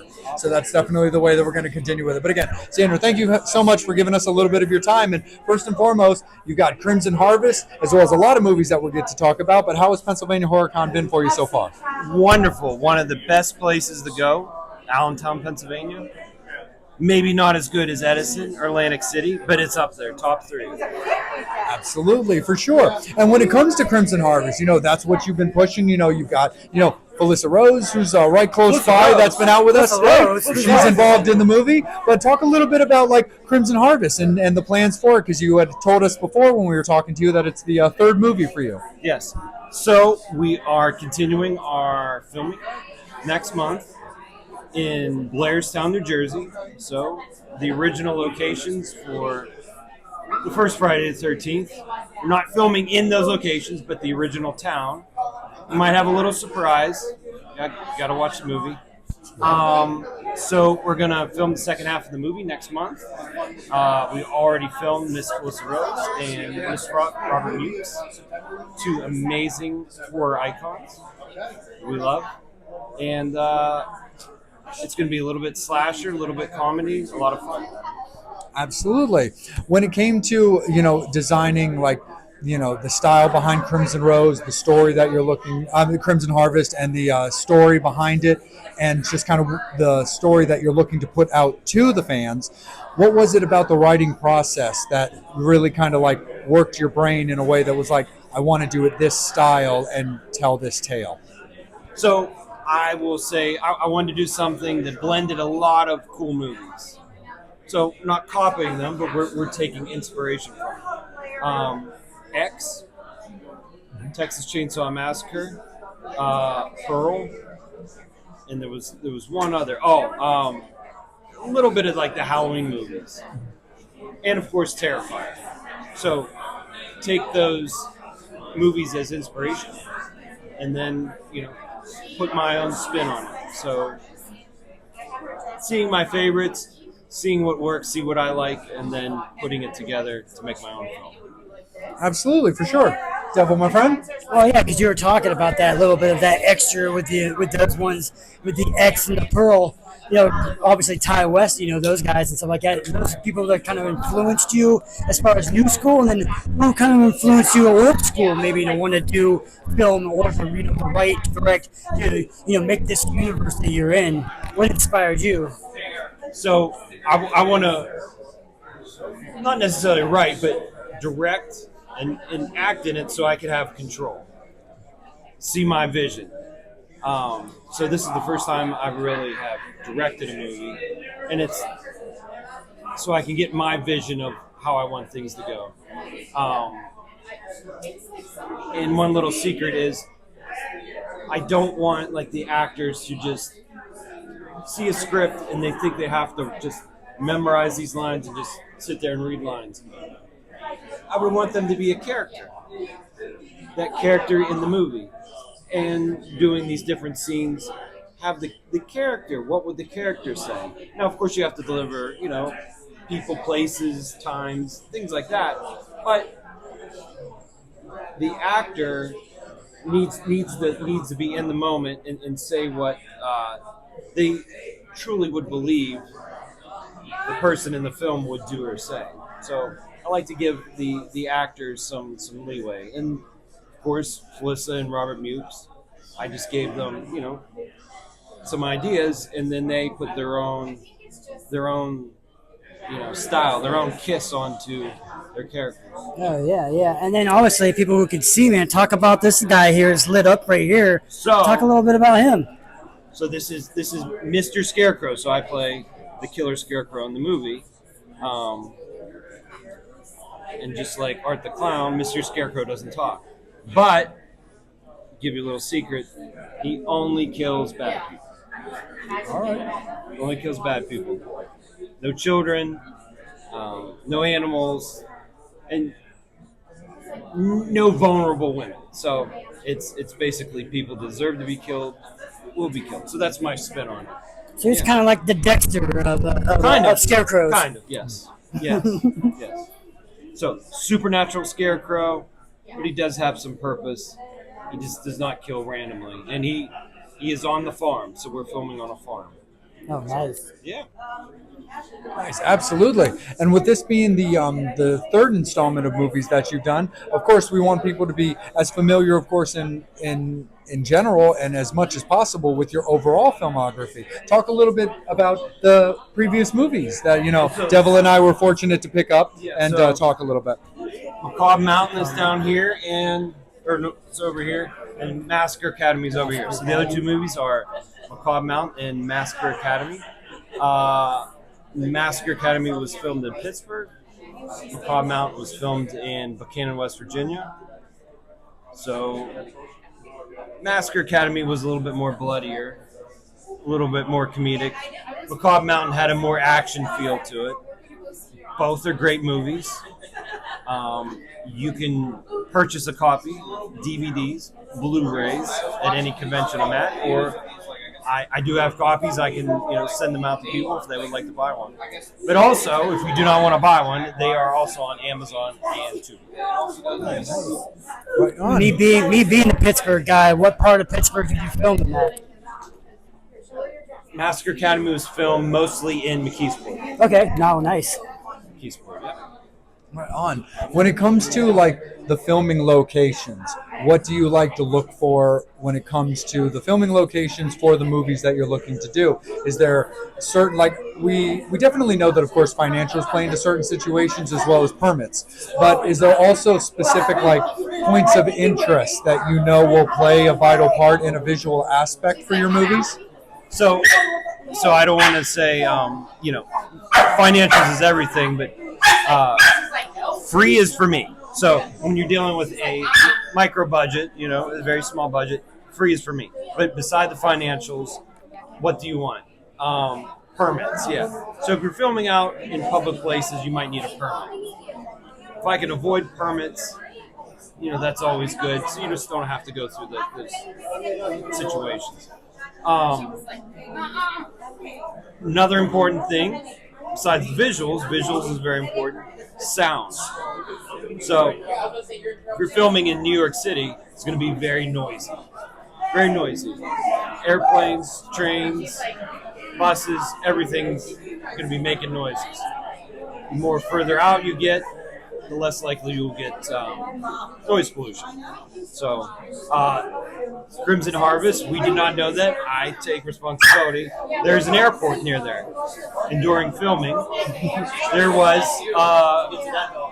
airplanes taking off, pulling little gliders. So the airplanes were throttling up to get this little glider up, and we're watching the gliders as we should be filming. But the airplane was, high throttle, and it was messing up our sound. So sound is very important. Yeah. To films. So, visual, sound, financial always. Parking's always a consideration. If you have no place to park, you're kind of screwed. Yeah. So for sure. Yeah. When it comes, lots of things. Yeah. Oh, absolutely. When it comes to the Crimson Harvest logo, of course, you see it everywhere. Talk a little bit about the spelling, because I love the ideas behind when there's a slight tweak, per the writer or director's visual of how things go. Made the Z instead of the S, and this is the Limited Liability Corporation.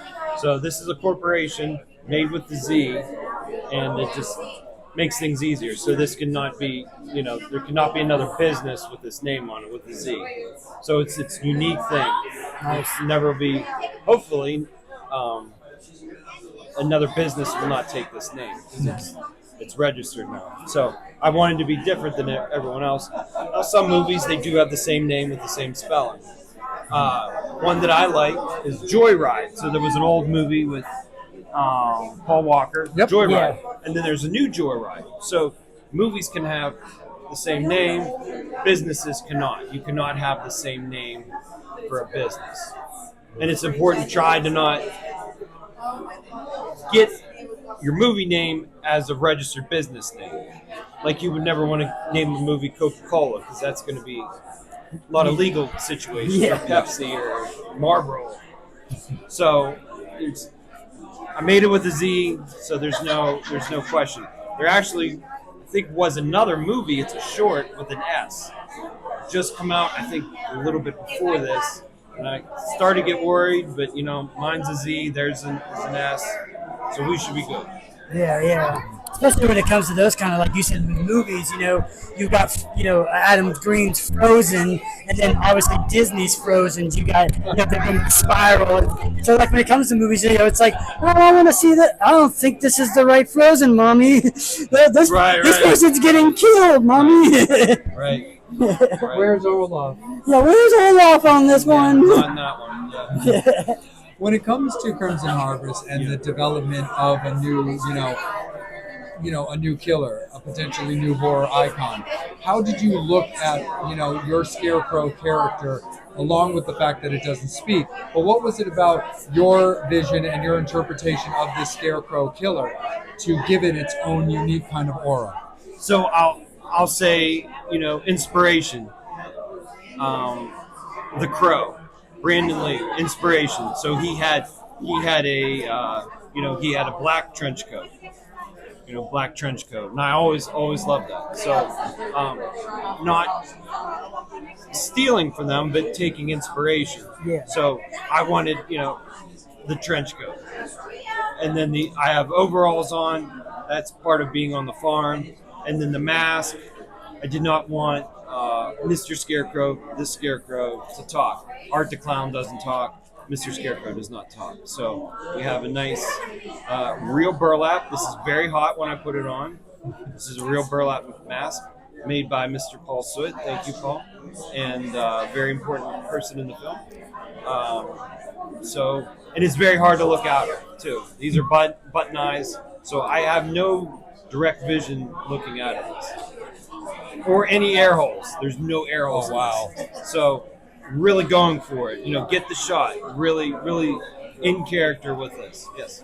Nice. Yeah, I know we love Paul. We spoke to him yesterday about everything. 100%. So it's definitely a great one for sure. Devil, my friend? Yeah. Because when you talk about that, with the mask and stuff like that, do you like working with that kind of aesthetic and doing that? Preferably to prosthetics and things like that as much, or do you prefer that versus that? Paul and I actually talked about it, and he said this would be a lot easier. Yeah. And me personally, I don't like a bunch of makeup and things on my face. So even though this is very hot, because of time, maybe I would get allergic to makeup, money, just ease of filming. It'd still get the look. We went with this. It's real burlap. It's a nice mask, but it fit what we wanted to do. Yeah, our process in the movie, it fit what we wanted to do. Oh yeah, and then for people who might be interested in this film, you guys said you're still doing it. What's a quick kind of tagline or something that's good you could say about the movie that's gonna draw people to say, oh shit, let me go check this out. What can you say about this film? I was gonna say, but it's not actually true. Darker than the Clown. Okay. Darker than the Clown, or maybe funnier than the Clown. We could say funnier because there is going to be some comedic moments. It's not a comedy, but want to use some intelligent humor in the movie. We have the little twin girls. We're gonna have some comedic moments that hopefully everyone will like. So maybe funnier than the Clown. You can say funnier than Clown, or we film it on a farm. Something about the farm. Down on the farm. Maybe Paula Short comes out of nowhere and says, "Hey, I'm down on the farm." Well, this one's in New Jersey. We filmed in West Virginia, and that was interesting down in West Virginia. Yeah. So. Oh, for sure. When you're looking at, the rest of 2025 and finishing the filming and the Yes. execution of the film, Yes. going into 2026, of course, based off what you can tell us and what you can speak about, what would you say are honestly some of the goals that you're looking forward when it comes to Crimson Harvest? Like, what is some of the achievements and as well as some of the like acknowledgments? And I just mean from the fans. What do you want them to take away from this movie? As we're creating it, or after we're done? A little bit of both. Like, what are some of the ways that your mind is looking at for like execution of how you want it to be interpreted by fans, and then how would you like to see some kind of a takeaway once somebody sees So the movie? I hope people see that there's a lot of love, a lot of great people that put a lot of time and effort into the movie. It is a slasher. There is blood and guts, so it is going to be a slasher. Not quite as Terrifier. Terrifier set the bar. We're not going to be there, unfortunately, but some blood, some guts, a little bit of comedy. Melissa Rose, Robert Mukes, Killer Scarecrow, Cornfields Farm. A lot of fun. So a lot of effort, a lot of thought been put into it. And we hope to have it done for next summer. A little bit of secrets, I'm going to say. About 10 minutes north of here, there is the oldest running drive-in in the world. And we hope to take this movie to them September, talk to the owners, September, October of next year. So, and then we're going to have, hopefully, some of the people in the movie come to that showing. We're going to dress up in the Scarecrow outfit, scare a couple people, take some pictures, Q&A. So I really want to do drive-ins. I have a love for drive-ins. And I want to, do that performance art. Show up in the Scarecrow outfit, talk to people, and interact with the fans. More than you could probably do in a normal theater. We'll have some normal theater shows, but drive-ins, it's easier to go and talk to people, at their cars or, by the concession stand than it is in a movie theater where you have to be quiet. No, absolutely. Well, Xander, we want to be, really courteous of your time because you've been very generous with yours. So I'm going to kick it up to Devil to give you our final takeaways. Well, yeah. So with the devil, I'm all about skin. I'm all about sin and all that. Will we have any nudity in Crimson Harvest, or is it a non-nude film? So that you can spoil, at least. So there is no nudity. So I want to concentrate on a unique character in the Scarecrow execution, and a little bit of comedy. I do have the two little twins. We'll get the picture up here. Yep. No, of course. The Clayton twins. So we and Miss Melissa Rose and the Scarecrow, the twins. We do want to keep it for all audiences. I do have some other children acting in the movie, so there will be no nudity in this one, unfortunately. Well, that's that. I mean, like I said, even when it comes to nowadays with films, I come from an era of the slasher films in the '80s. It's kind of it was more of like if it didn't have nudity, you were kind of on the weird side. I mean, it was like I understand what you're saying. Back in the the glory, the days of the VHS, slashers. well, the VHS rental days. Yeah. You saw a girl on there, that's something that you would rent, and then you see something, then you would tell your friends, and then they would go rent it the next morning when the shop opens. 80s glam metal music videos and 80s slasher horror. That's how we all learned. Yeah. No, absolutely, for sure. And Xander, of course, before we let you go, please let everybody know where you can be found, the film can be found as far as social media, to be able to track, how the progress is going, and then ultimately its releases, of course. Yeah, so Xander Goldman on Facebook. If anyone wants to send me a message or has a question, comment, or anything, you can send me a direct message on Facebook. Usually I have updates about the film just on Facebook through my own account. We do have an Indiegogo account if anyone has any extra money, a rich uncle that just passed away or anything like that. We are open to any monetary donations that you may have to our Indiegogo campaign. It's under Crimson Harvest. What else? What else did you say? No, just general plugs. If there's Instagrams or anything like that, just to allow the It's the mainly Fangs and Facebook. Infernos to find you in any way that's possible. mainly Facebook. But mainly Facebook, there, Fangs and Infernos. So that's where you got to go. Make sure that you guys are checking out all of Xander's previous films to get you all ready to go for when Crimson Harvest is released. But make sure that you guys are showing that a lot of love and support, just like you show us so much love and support to allow us to have these conversations. So we appreciate you guys so much for always, being there and supporting and just showing so much love and a bloody good time to everything that myself as the vampire and of course the devil does. But more importantly, the both of us, he is Xander Goldman and with Crimson Harvest. Thank you guys so much. We appreciate you guys. Horns up. Fangs out. Devil, my friend. Fashion. Things to wear.